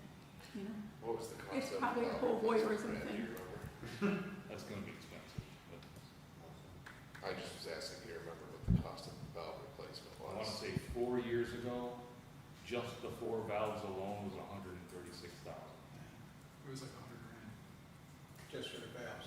just for the valves. So Brad, I know that one of the things that we've asked all department heads, and you've actually been good about, is kind of looking forward and saying, okay, we need to schedule these things on a regular basis. And I guess depending on what we decide here is then for you to project out and say, well, okay, you know, how do we, you know, do we plan for 5 years, 7 years, 10 years? Right. And making sure that that comes in as part of the budget going forward. Right, I know that doesn't help now, but I know that's been something you've been thinking and trying to plan for is, you know, how do we replace things and kind of put it in a scheduled thing versus here it is. Right, right. Question, along with what JR was saying. If we had those valves and we were able to, what is it called? Shut one down, Yep, isolate them, would we be able to drain the other one and clean it ourselves? Or would it be cheaper? I'm just saying, like, would it be better to spend $150,000 now rather than $25,000 every That's what I'm looking at. 5 to 10 years? I think we can drain and clean them ourselves, but for our staff to say that this is structurally sound and inspect the structure, I don't think we can do that. So you can save some there, you can improve water quality by being able to do that. But structurally, we want to go in and inspect it periodically, more frequently than every 20-some years.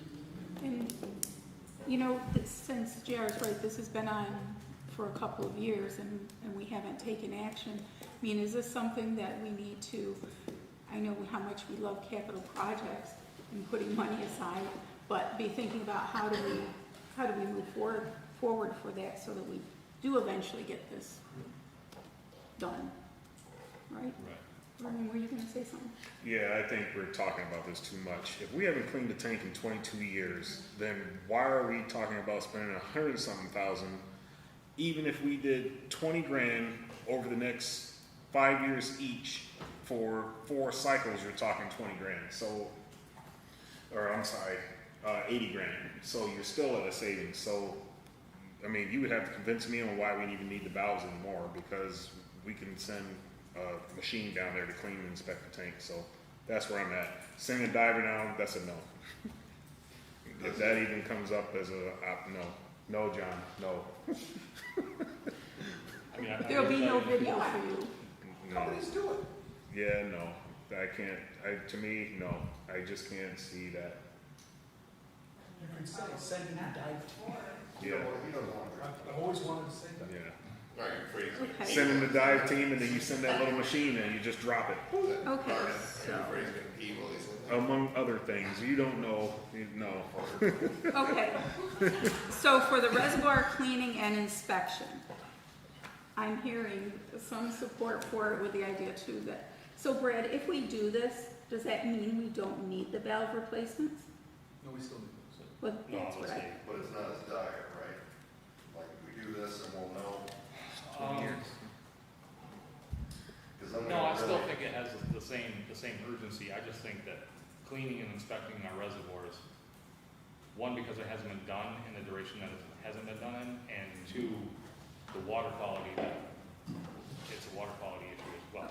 You know, there is, Right, but by doing this buys us time on also funding the valve replacement, since this is what we need to do. We thought we needed it more. yeah, well, that's part of it. The other part is, I would like to use one and then fill one and then switch and then switch and then switch. Okay. You know So what I'm you saying? get a higher turnover. Right, there's another water quality benefit and operational benefit. Do we have any idea of like sludge removal? And the only reason I ask is because the price actually doesn't sound bad to inspect tanks of that size. But I imagine there could be a significant cost to get rid of what comes out of those tanks if it's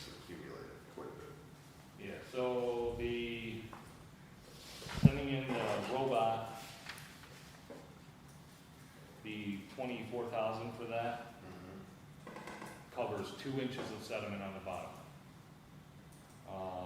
For every inch over that, there was each additional inch of sediment for the 50% of the tank washout fee. So about $1,300 per inch beyond the 2 inch. That doesn't sound too bad. What about the man? Find out we got 10 feet in What this. about the diver? I mean, I don't believe they said anything about The diver will take unlimited sediment? The diver takes unlimited sediment. The diver takes unlimited sediment. really? Well, there you go. I'm with that. I'm all right with the diver.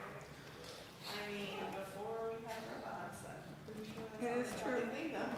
They just didn't care if the video finds a dead body, they're just gotta let them get it. I mean, is it going to be better cleaning with a diver? Probably. You think Better we get cleaning better with the cleaning diver? with the diver? A better cleaning with the diver? I would imagine. Yes, I would think so. And, wait, So 4,000 sediment. and it's unlimited sediment? Well, No they don't limitation. mention anything about a limit like the other quote does. I don't know, that diver's sounding better and better. So 4,000 less up front, no, sorry, Vernon. So, Divers can you back on. confirm? Bubbles back in your tap water. Well, Could we get scuba gear for our HVAC technician? can, okay, just to get back, we will never leave here, please. So, Brad, can you confirm whether or not there's an additional cost with the diver? Because quite honestly, I have to tell you that, Diver, hands down. yeah, I have changed my tune because, 4,000 cheaper. I mean, because we don't know how much sediment is down there. I say give that guy a job, Yep. right? Yeah, I mean, That's right, right. That's the money, yes. Right? Giving them- Let's not right? give it all to Somebody who AI. has a- Yes, We're somebody, supporting employment yes, Well, rather than letting AI take over our jobs. that's right. So Brad, if you could give it to us, whether or not there's any I'll sponsor additional that, cost Brad. for, Where we can, the money that come out of the water contingency, water fund balance. water fund lands, okay, He's concerned about the contingency. okay. So, We can check that out, make sure. How much is in there, you know? What's left in the contingency, water contingency? You started with 70. I don't think we spent anything out of there, so it should be 75. Okay, so that is, come out of there. Okay, so, I hate to be the one to go down another road, but since we're on the topic of the tanks, we do have another tank over in, Stardust. If I remember, there used to be an issue with some kind of mixer in that, did we ever fix that? We got the mixer in, yeah. Okay, does that thing need a similar inspection, or as what we need to do to the reservoir, or? No, I think that one's good. Okay. That's a different animal there. Mhm. But yes, we got the new mixer in. That was Okay. funded, I believe, last year. Okay. So we're good there. In the quote for the diver, mhm, we do have a quote for putting mixers into these tanks because they don't have mixers. So that's included with the diver? Not for the price I just gave you. What's the price of the mixers with the diver? So the cleaning, inspection, putting the mixers in, for the diver is 54,000 for both tanks. 34,000 Or for 54. mixers. Did I say 34? 54. Yeah. Yeah, so it's So 34 to install the mixers, because the diver was 20 for Yeah, the first part. Right. You have purchase and install mixers in both of them. For 34. 34. That's pretty good for mixers. And that also Make a big helps. milkshake. That adding the mixers is a huge help. It is. Yeah. It's whatever the diver put in there, right? To mix up. It's kind of, you either do Well, mixers toast. or you do power vent for that structure. There's no power vent to pull off the air that comes off of that water as it breaks down and the chemicals are added. So what do you end up getting for that? I mean, obviously, we've been power venting. No, we don't. That's what I'm saying, like, So what does it do in the long run? What is The mixer? What is the benefit of the mixers? keeps the water fresher, there's no settling. There's no sediment. with the mixers, or they're still the same? Well, it keeps everything suspended, so you don't have sediment buildup over the years. It keeps Think everything. of a fish tank and you put it in an airplane. It just keeps the movement going, is all. I'm good just with the diver. Looks like Diver Dave. It's a different Dave. The company with the divers out of Massachusetts, the company with the robot is out of Pittsburgh. Yeah. We like Massachusetts. Employee, person. Robots are gonna take over our jobs. So, where are we at with this? Mixers, no mixers? And I can send everybody these quotes and what we have, Okay. you know. Perfect. And then we revisit this at our next meeting? Yep. Sounds good to me. Do we Okay. want to transfer funds at the next meeting, or do we just want to? Bring forward a PL. So just let Brad know, we'll mix our We'll let them know. ideas in the next week. Yeah, the council will shoot them. their Yeah, ideas. so Brad gets us the information, then we can send back to him. Okay. There's those, Two PLs. the mixers, once they're installed, can they be, like, whatever's serviceable on them, can it be accessed without diving, or is it all in the I bottom? believe they're on a retrieval device. That'll be in the literature that I sent you as well. Okay. Okay, filtration plant roof. Yes, we have, so the roof is original to the structure. We have 3 leaks in the rubber roof there. So what I'm gonna do, I'm gonna bring in a contractor to give us a price on fixing just the leaks. But we do have, the rubber roofing is shrinking and pulling away from the parapet wall. So, I did look, the warranty on the roof expired in 2017. And I would suggest probably putting out a RFP for replacing the rubber roof, probably in the next fiscal year. Now, is there, Brad, this just a suggestion for me is to look at like a long-term roofing solution. You know, a lot of people, their houses are going to steel roofing because it's gonna hold, the element is gonna hold up much longer than asphalt that we've all used. But rubber roofs and asphalt roofs, that shrinking is obviously an issue that ends their life at some point. But I would urge to look into a long-term solution that maybe we pay a little more upfront, but we get a longer return on the time of the lifespan.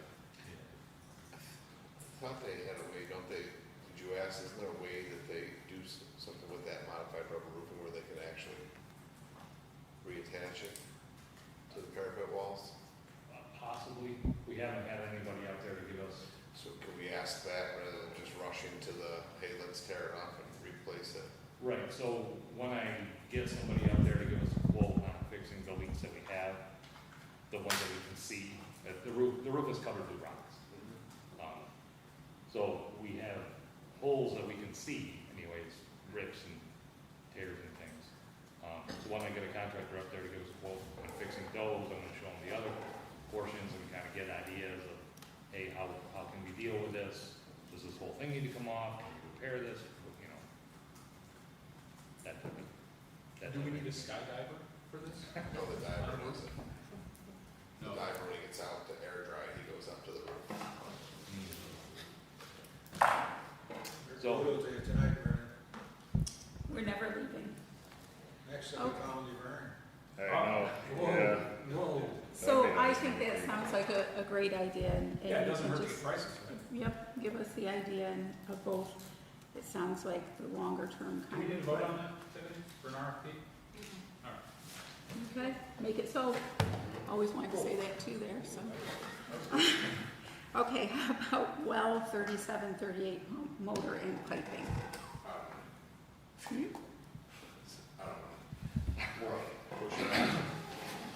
So the well site out by, was it Durmax Airfield there?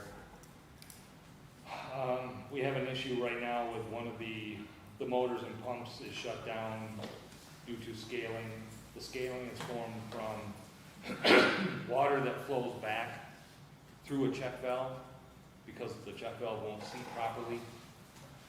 So the water, there's 3 pumps there, 3 motors, 3 pumps, 3 check valves, and 3 gate valves. When one pump is running, the other 2 are off. But the one pump pressurizing the system is pushing water back past the check valve and back over the pump, over the vertical turbine pump, creating scaling issues. The more scaling on there, the harder it is for the pump to run. So, like I said, one right now is shut down due to the scaling. The check valves won't seat properly. They're over 15 years old. They don't make parts for them anymore. Last year, we tried to redo one of them ourselves. It was incredibly difficult, took forever to do. And it just really didn't work out the way that we wanted it to. We thought if we could get it back to close to new and working well, it would have been worth it, but that's not what we ended up with. So what I'm bringing to you today is we have quotes for a new motor, a new pump, a new check valve, and a new gate valve installed for $81,000. And this is one of those things. There's 3 of them. What I'd like to do is kind of forecast out, do one a year to get us back to where we need to be with that. So the 81,000 is for one. For one. And this is going from 12-inch valves in piping to 8-inch valves in piping to cut costs. Is this on East River Road? Is that what Yeah, you're talking about? yes, yeah. And this would be a vendor doing all the work or us doing the work, you know? No, this is a vendor. They come in with a crane, they pull this stuff up through the roof. Yeah, they're tall. So just so everybody in the public knows, if we don't fix this, what happens? A cheaper alternative would be to send a motor and pump out to be serviced, refurbed. We've done this a few times now, and I think it's probably best to put new ones in now. You said we have 3 units total? 3, yes. And then the one in question right now, how many times has that one been refurbed? I don't know, I would have to look back. How about the other 2? Same deal. So they've all went around the same time? They've all been refurbed at one point in time. Okay. Yep. It all predates me. Oh, calcium buildup, Yeah, the scaling? yep.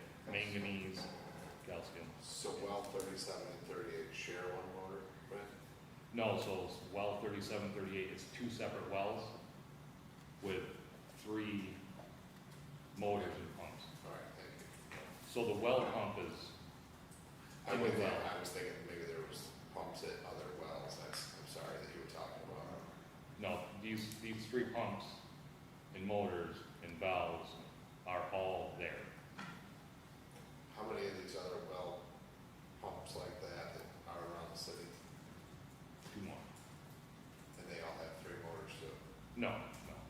There's one other well site that has 2 motor pumps.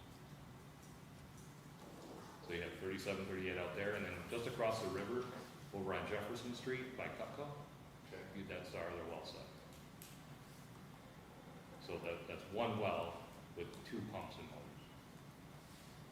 So has that one been serviced recently? Yes. Okay. That one That one. doesn't have the buildup of slime and regurgitation? Next week. That one we did, remember the well refurb? Uh-huh. That was over there. Was there? Okay. That was that's not the same, that's the pump that's in the well. Okay. What's your count at $2 million surplus, was it water or sewer? Didn't one of those ponds have a $2 million surplus? Sewer. I don't think it's 2 million, but sewer is much healthier than water. Can we transfer out of sewer to pay for this, Mayor? Or not? I don't think so.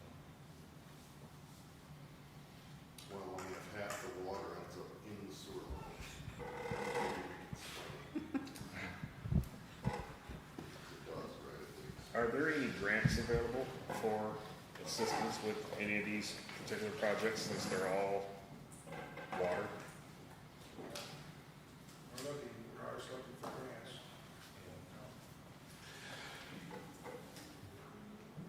So I'm not aware of any grants at this particular time. But we can certainly look. Usually we see them, you know, and we have things like this on our mind that we think, oh, that would be a good fit for this grant. And obviously we come to you guys and try to run with it. Yeah, I was just curious because it's infrastructure and then, you know, all three deal with clean water, so already purified water, pretty much. So, unless the pump, that's pumping in, that's not raw water. That's filtered water, right? Well, 37, 38. Yes, so, yeah, the water comes out of the ground. Okay, so that still needs to be purified.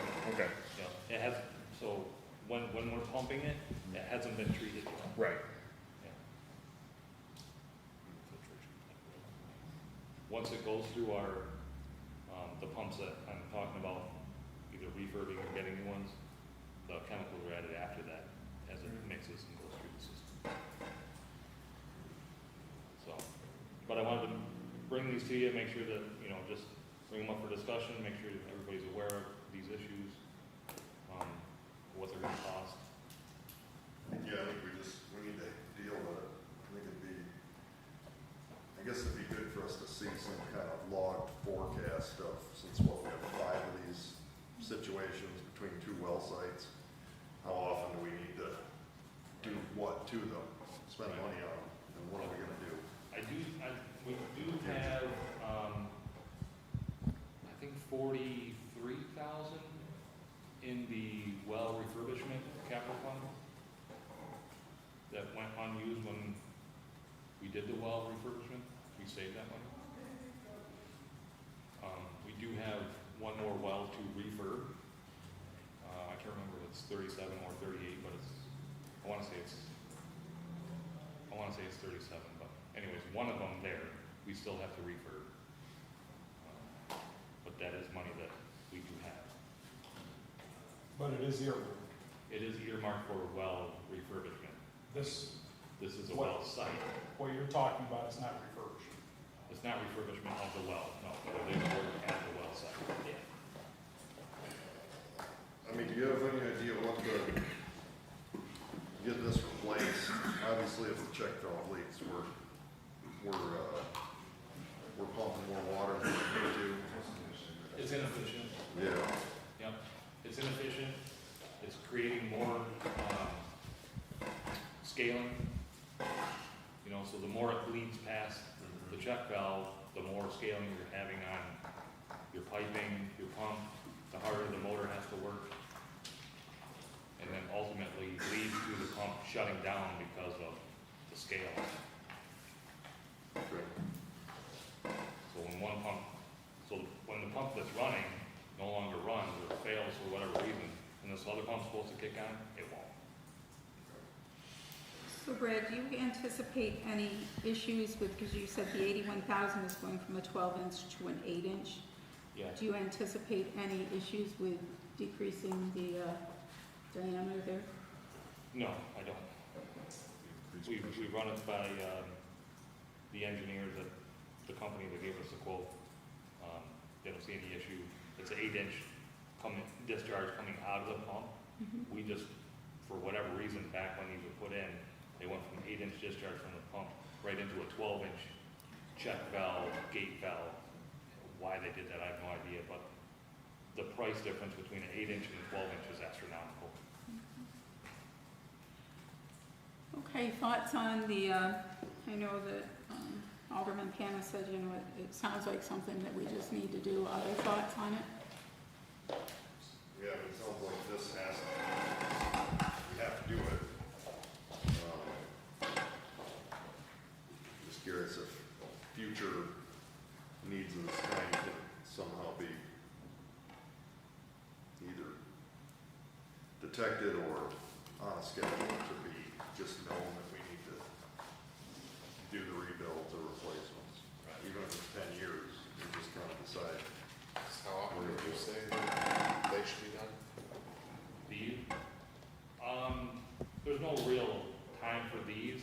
I think what I mentioned before was, these are more than 15 years old. I'm not sure, maybe 17.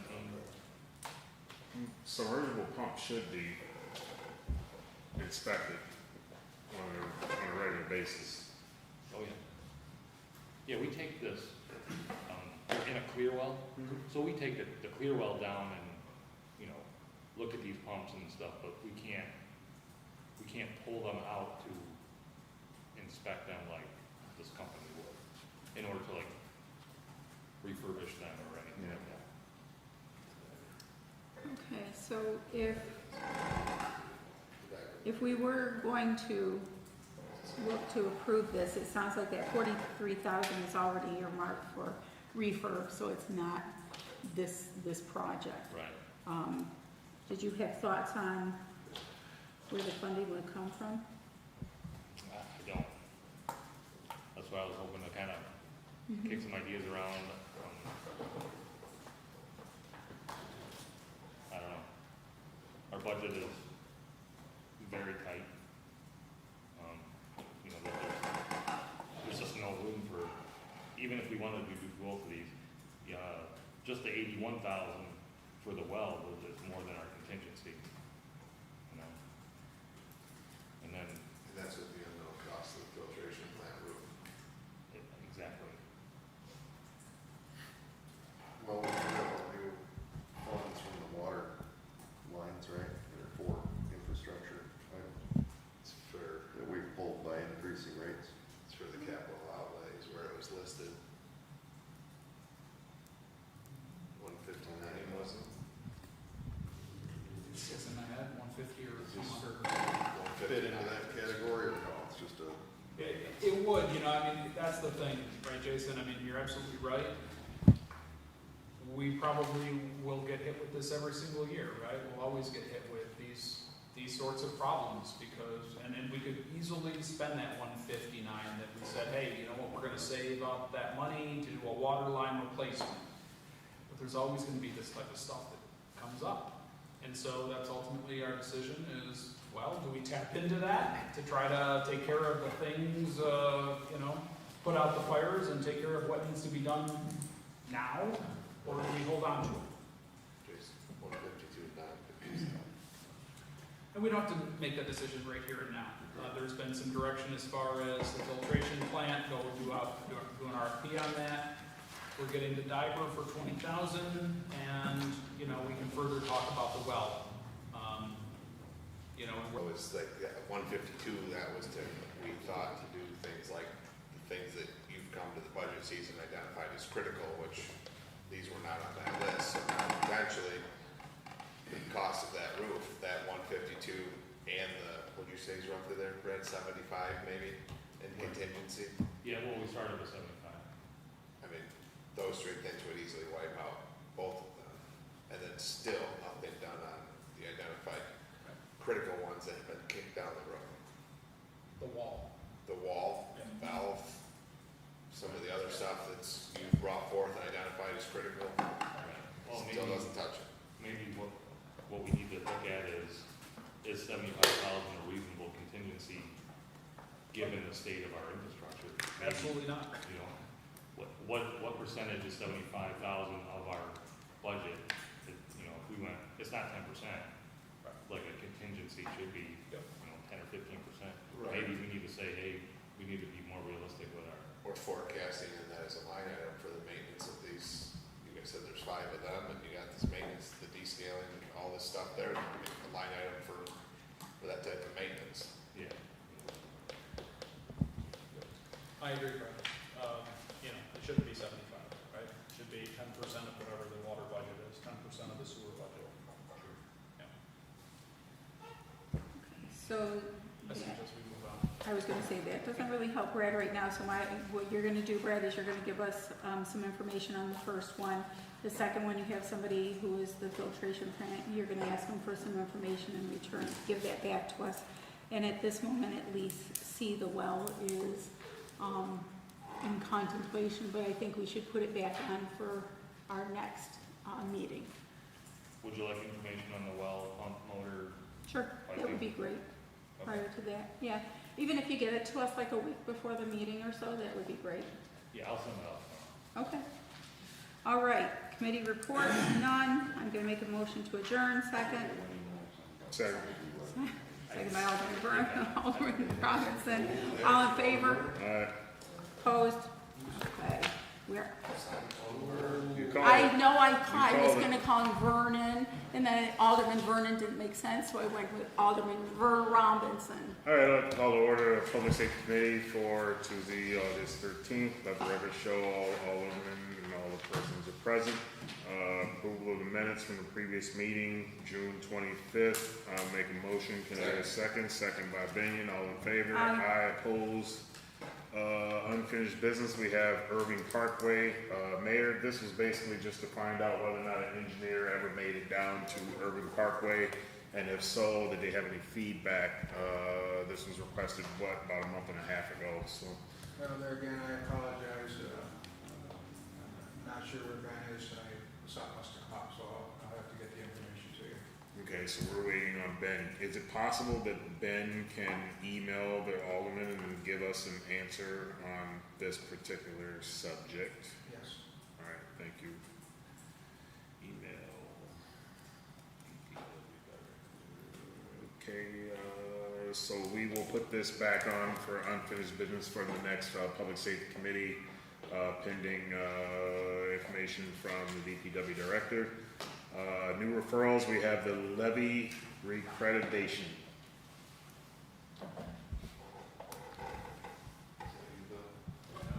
That you requested on the next public safety committee to bring up when we talked about the North Olean sewer repair.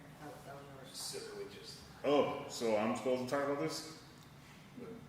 Okay, well, I guess we're just looking for an update from the mayor to find out where is the city at on the levy accreditation. Are we doing anything?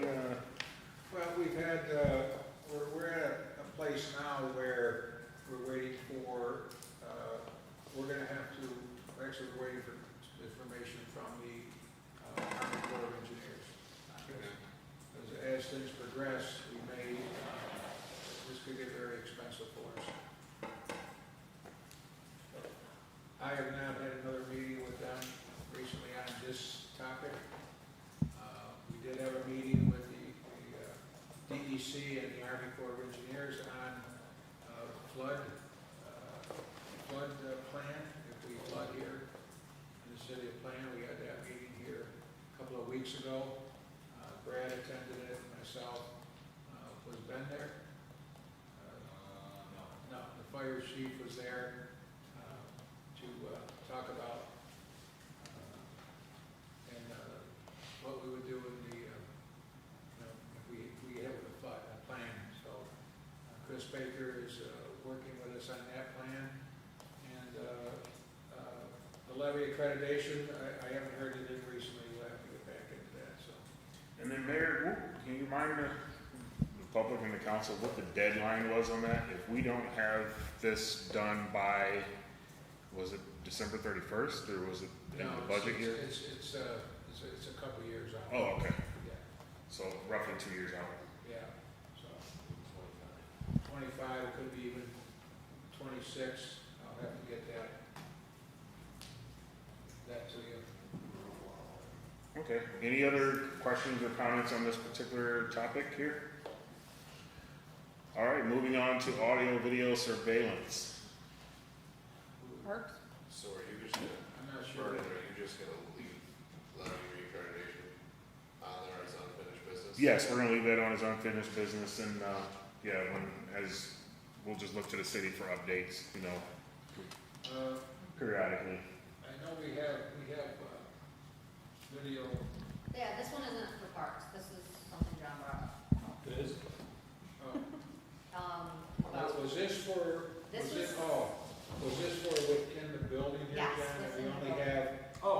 video and we wanna look at going to audio? Yes, that's right. Okay, That's right. all right. Yes, so I just wanted to, I think, didn't we talk about it, especially in like these major, like not only the hallways, but even like this room, to have, you know, if we could look into, and I'll turn it over to the mayor's office to investigate this, pricing on that, on upgrading our audio and video surveillance of the city building. I'm trying to even remember, the ones outside, those are just video, are they not, Mayor? Yes, everything we have is just video. Right. So, I think it would be worthwhile, I think for the safety of the staff in the city building, and then certainly on the outside of the building. I don't know when do you recall when the current system was put in place? Well, it was put in several years ago. It's been up, the cameras in different locations have been upgraded, and we've been trying to periodically upgrade. But as for sound, as long as I've known, there's never been sound. It's been just, you know. And what would that look, what would that take? What would the cost be? Certainly systems have gotten a lot more, you know, my Ring doorbell captures a cat meowing as it walks by, so, you know. We'll get, the chief of police usually handles this, so we're with, what's the company's name? I can't remember right now. But we can look at that and see what it's gonna be to add, audio to. Okay, thank you. And I would be interested to know kind of what other cities do in terms of that. If they have audio, if they just use video, kind of how, you know, best practice, so to speak. Yeah, and you know, the reason for that is obviously, I think, again, for the same way that we have our police wear body cams, it's more so for their protection. You get some irate citizens that come in the city building and start ranting and raving and making threats at city employees. You know, we need to do what we need to do for the protection of our city employees as well. I'm not saying that they need to be in all the offices, but certainly the hallways that pick up on you know, some sort of irate, you know, certainly in the mayor's private office, definitely, I think citizens would, you know, should know, I'm not kidding, but, no, but I think that's worthwhile, so if the mayor can explore that, let us know, that'd be great. Just indoor ring cameras is what we're looking So for. just a quick question, Vernon. Yep. Is that, with the, Bill, would that, maybe I check your jack, but with, that's president, would that become foilable? Yeah, sure it would. So if it's in a place like where you're having executive session, Right now, our videos, any video we do is foilable. So, like when we go into executive session, we turn the sound off in here. So that wouldn't be foilable. Anything particular driving this, John? It's like a recent event or something? Like what? Yeah, there's been a recent event of an irate citizen, you know, coming in and making, you know, and there have been situations like this, but this has been, you know, this is what's brought this up. There was one directed at, when Tiffany was covering my office for Beach ago. There was one there that was directed at, and it was, you know, where they had to get the police down there. So, and there's others, and the clerk's office takes a beating, the water office, they take a beating at times. So, you know, there might be key offices where we need it, you know. So, Is the security guard not allowed to assist or? I think it's just the court. Who pays the security guard? the courts do during, now tonight, the city is paying. Right. But they do. They heard the action going on, they called the police, but yes, they will. Now, if it's bad enough, they'll sit there. Okay. I would say that would be disturbing if they don't, Yeah. so, all right. so this is something, John, we're just looking for the city to look into some alternatives, some prices, and give some ideas, and then come back and, come to the council with some thought and to the price and everything. So Tiffany, we're gonna leave this on the unfinished business as well. Please. You got something with that? I do have something I Okay. want to add. We have to talk about it next week, but I'm sure you guys will agree this is something that probably needs addressed.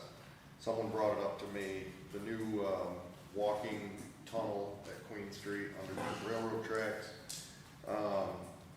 There's no barrier or anything from something above that tunnel falling on someone, or someone falling, if they happen to be up there, falling off that surface where the tunnel's at. I thought it was a legitimate thing to bring up and see what you guys thought. If something should be done, if something is getting done, it's just not complete. We may need to put that on the docket in 2 weeks, just because, we can have a brief conversation about it, but just from any sort of motions or anything to be made would need to be formally put on the agenda, just. So, sorry, that's a good point. And yes, Tiffany, so can we put that on for, new, consideration for the next Public Safety Committee? Thanks, Jason. I mean, that fits perfectly under when I normally ask anything else for the committee.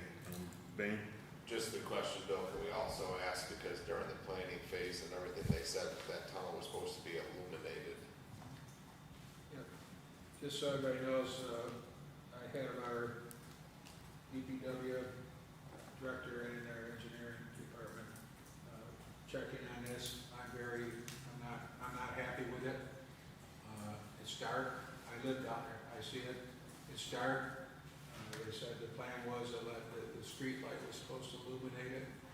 It's not happening. When we first started talks, we were supposed to have lighting in the tunnel. I don't think it looks very presentable. So we have some issues that we're gonna try to get worked out there, so. It is a hotbed of topic on Facebook. Oh, yeah. It is. Yeah, That's an engineer, that is what, the 8th wonder of Olean now? Just No, we wonder who engineered it is, basically, I don't know. But, yeah, all right, Mayor, we appreciate that information, and, I guess we'll be talking about it again in a couple of weeks, and then we can get an update possibly on the lights, maybe if that's presented at that time. Was there anything else on the audio, video before we move forward? No. No. All right, so approval of committee reports, we have none. And then was there anything else for the Public Safety Committee? Assume no. All right, so I'll make a motion to adjourn. Second by Anastasia. Second, 6 times. All in favor? Aye. Opposed? Opposed. We adjourn. Having fun here. We got one more, Mayor. One I more. have to say, I was put you last because it was in alphabetical order, so next time. thought we had a 2-hour time. I was gonna say, I'm so sorry you're last again, Jen. I thought we had a 2-hour time. I know, I'll go really fast. Okay. All right, so call to order Youth and Rec Committee meeting, August 13th. Really late. Please note that all aldermen are present. Approval of minutes for previous committee meeting, Tuesday, June 25th. Make a motion to approve. Second by Alderman on the call. Unfinished business. Oh yeah, all in favor? Aye. Thank you, opposed? Thanks. Okay, so Forest Park. I know City Cup just happened this past weekend. Everyone was excited to be able to use Field 10, but I think they're just waiting on the backstop to be moved back, and then that will be all wrapped up. There's some other issues with the fencing and that, so they're getting quotes now on the fencing. Okay. And all that, so, yeah. And then with the lights, I know the two fields have lights, and they were also used a lot this weekend as well, and that was 8 and 9 have lights, so they'll be moving to put the new lights on 1 and 2 will be next. okay, perfect. And do we have a time frame on that?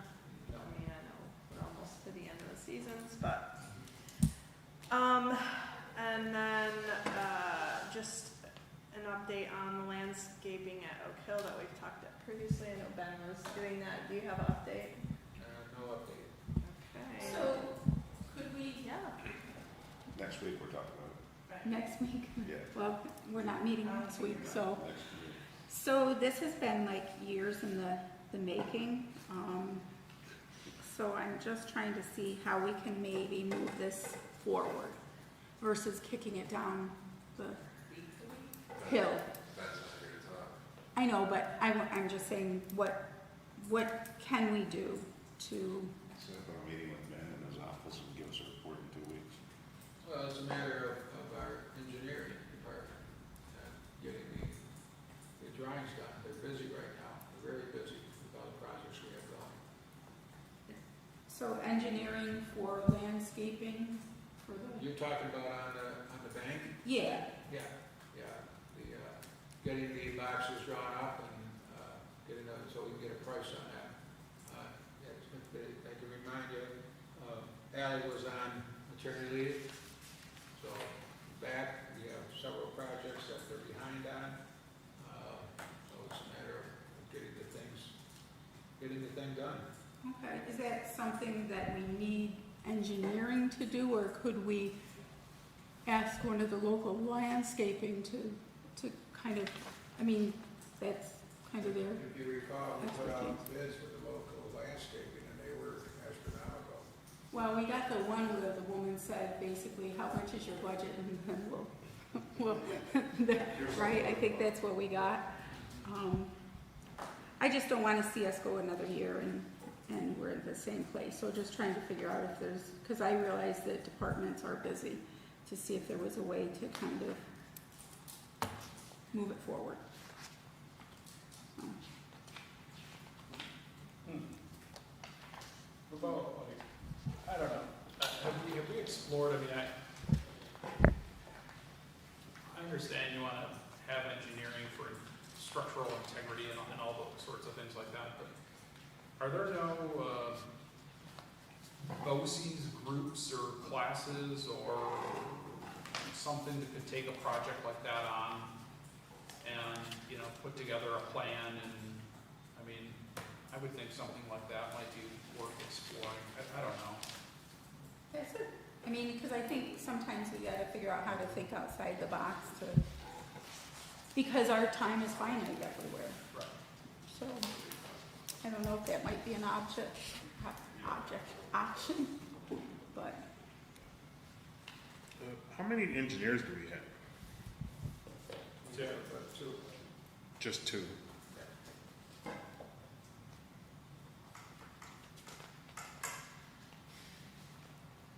two of them now we have the DPW director. 3 if you count that. But, I mean, isn't Ben, he's an engineer, so. Yeah. So I mean, like, you know, she mentioned how that one person said, what's your budget? I think we need to grade what the budget is. So then we can find out what we can do for what we're willing to spend on that piece of property. Right, because I mean, it could be $500,000, it could be $1,000. I mean, can't you just go out like for bids on that, like, We did. but you gotta know what you're gonna, You gotta tell them. you gotta tell them. We got one bid back. It was for like $300,000 or something. Crazy. Doesn't Pleasant Valley do stuff like that? Nobody bid on it. But I think it makes, if we come up with what we're willing to spend to remedy that, we could at least go to somebody. Now they could say, hey, for a little bit more, we can do this, or today's your day, we can do something for less. But I think we need to, I think it makes sense to put a number to what the solution is. Can you do a community day? But that's just removing it and it comes back next year, right? And I then- mean, it doesn't take much to, I mean, you can remove it and then plant something. Well, we were talking about creating tiers, I believe.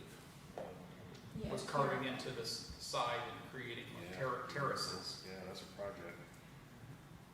But that's even if that's the right solution, right? I don't know where that came from. think I that don't know. made some recommendations. John. The idea would be to be sustainable without a pile of money every budget. Well, that's what. It's what we want, right? So what about offered an extension or something.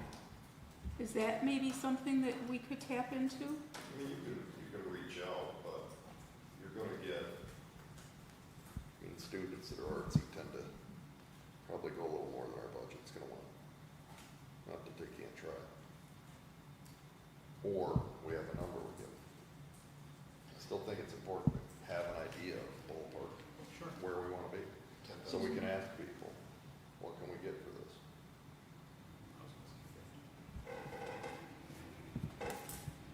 Well, you know they're not gonna win that budget. What I would encourage, so between now and our next meeting, is everyone send Jen your ideas, and let's see if we can't come up with, I've got a couple of contacts at BOCES. I don't have a problem reaching out to somebody and seeing if their students, you know, if this would be something that they would be interested in approaching. And we just need to bring a proposal to the mayor for this, and if we can think outside the box. I mean, it's really amazing that this has gone on as long as it has. At the same time, I don't think we should be we should be in what's the word? I can't even think, but like Overspending. bringing our engineers in on this. Like, I think, you know, I know the volunteer group downtown, they already do enough. So I mean, is there another group? This would be a great project for. So, if anybody else has any other ideas, if you know anybody at the whatever. Because I was gonna say, I think, doesn't Alfred have a They do. program? It is. Right. Big agriculture program. So, okay. So ideas to Jen is what I'm hearing. Did you say skate park? Cement. Blacktop. Oh. Maybe we can sell that cold water. Okay. Cool fountain or something. Okay, so the next thing is the cleanup for the franchise entrance, the original franchise entrance. I know we brought this up before, that it needs some edging and some landscaping and the light cleared and level blacktop, and we have money sitting for the new sign and entrance, which isn't happening. It hasn't happened 2 years. And 2 years before that, 3 years before that. Yeah, well, that's not happening, hasn't happened. So, Right, they were waiting for a survey because of. Land is. yeah. Yeah. So can we, utilize some of that money to clean up this entrance to, you know, the goal is to make our parks welcoming, and when we clean them up, that also, you know, puts the parks in a positive image. And so, I just think, you know, rather than sitting and waiting, we can utilize the funds to work with what's already there. Is that something that you envision that we or the mayor would be able to comment? Is that something that we should be doing in-house, or do we go out to bid on that? Well, I mean, I don't, Do we still have summer crews, or are the summer crews all going back to school? They have for about, we have for about another week. so as far as the landscape, I mean, I know nothing about landscaping, I'll just put that out there. It doesn't seem very extravagant, right? We're talking about just like edging, I mean, there's weeds coming up all over and through the fences and whatever, so just getting that, maybe putting some color in there, that comes up every year. The light that comes over is functioning, but there's so much overgrowth from the yards that it doesn't even look like it's lit. And then if there's extra millings somewhere that just could, I mean, it's a small walkway, but it's very unlevel, so if people are walking, they could trip, you know, I mean, it could be hazardous. Yeah. I was just gonna say, the problem with landscaping, especially around here, because the landscape here, when, like you say, color, when you put in flowers and stuff like that come back every year, someone's gotta weed it, someone's gotta pick through it, someone's gotta maintain it, versus if you put in landscape, which I always refer to as like West Coast landscape, where you can put in colors and stuff like that, but you use gravel, or something of the sort, or second? Hardscaping. Yeah, hardscaping, anything that, you know, you move away from that aspect of the landscape and do the hardscaping aspect, and I think you can still bring the appeal that you're looking for, but it's low maintenance.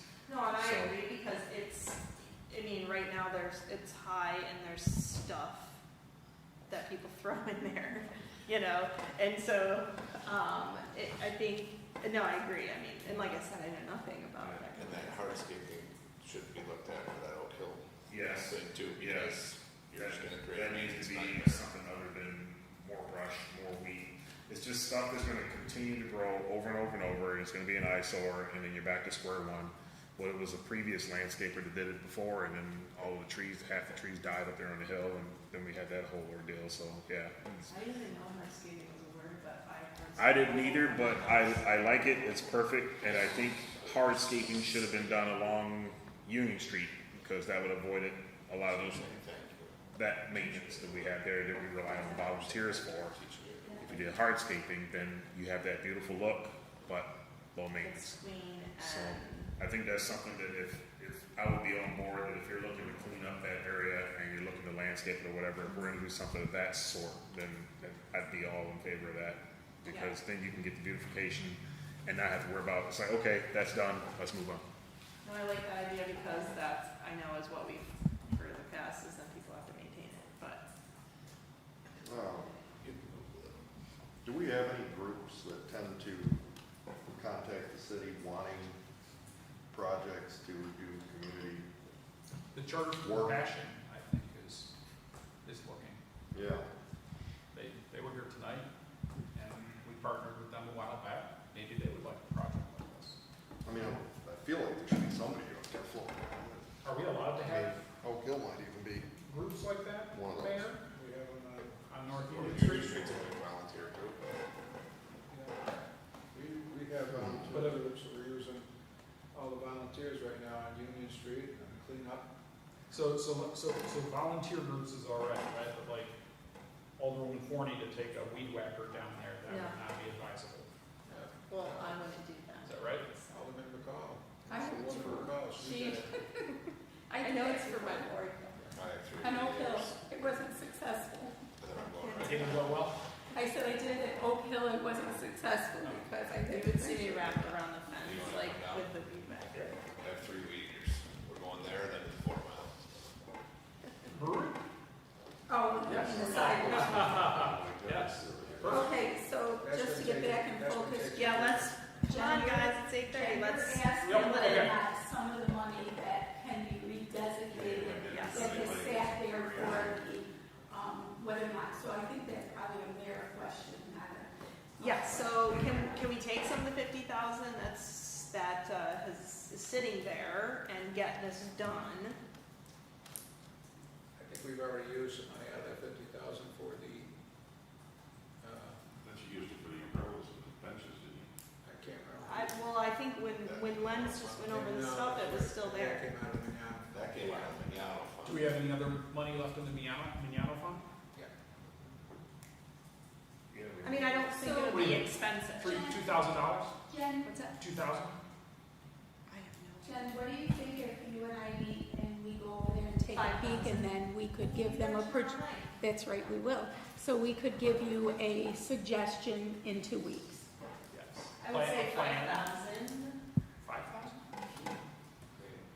To me, Well, let's meet and then Jen and I will get back to you and we will have a recommendation to Good. see what we can do. Okay, so then, letter D here, security cameras, I actually dropped the ball on that. I was supposed to solicit some feedback from the older men and women about what you thought, and then send that to the mayor and Carrie, and I never did that. I'm sorry, I went into vacation mode immediately after our meeting. So I will do that and follow back up along with the request for feedback for Oak Hill. Awesome. The new referrals for consideration, it's not an update, but the drinking fountain at Franchot, a resident has sent a picture. I just want to bring up for discussion, it's gross and rusty and disgusting. I don't know if it's functioning. It's red. If, I was wondering, just for discussion, could we think about or consider putting one of the, like, water stations in there that we have at Lincoln, or even smaller, or at the trail? I mean, people are running on the dikes. I mean, I know summer's almost over, but kids, you know, people are playing, we have people that rent out space and stuff, so, I think, again, in a way of beautifying the parks and making them accessible and functional to all the residents that live in all those areas, not just the nice part, in the, like, nice parks like Warbett's in Lincoln, you know, I mean, we're doing one in some parks, we should be doing them in others. So, if we have a piece of equipment and it's broke, don't we just notify your office or DPW and they get it on the agenda, they put it I in think the it's work order? beyond broke, and I think like weeds are growing out of it. It's still there, so you It's just still ask there. for a work order. Just put it in a work order. Okay. Or ask the mayor or the DPW director, right? Right. And Brad, whoever. If it's there Include and it them doesn't all. work, Huh? Include them all. Okay. Hey Brad, Yeah, I've asked everybody before, please include me so I can keep track of it. yeah. Update the water I'll fountain let How Brad. about clean, make it to Say- a water station. Say, yeah, I was notified that maybe probably a week ago. Not, like, everybody knows it's there, but it came up in conversation about replacing it. So it was a larger conversation of the parts that we're missing or waiting for Oak Hill. And I think we have 3 pumps that are down. But we have more than one make and model of these water fountains. We want to standardize Well, with something and then apply that. yeah, can we get away from the like pressing the button and bending over to suck out of the spigot? I mean, can we get How's that? like The water, filler? whenever you fill the water. Yeah. There's endless You options. just show that again on camera. I'm just trying to give it a visual. We need to get away from that. You did a good job there.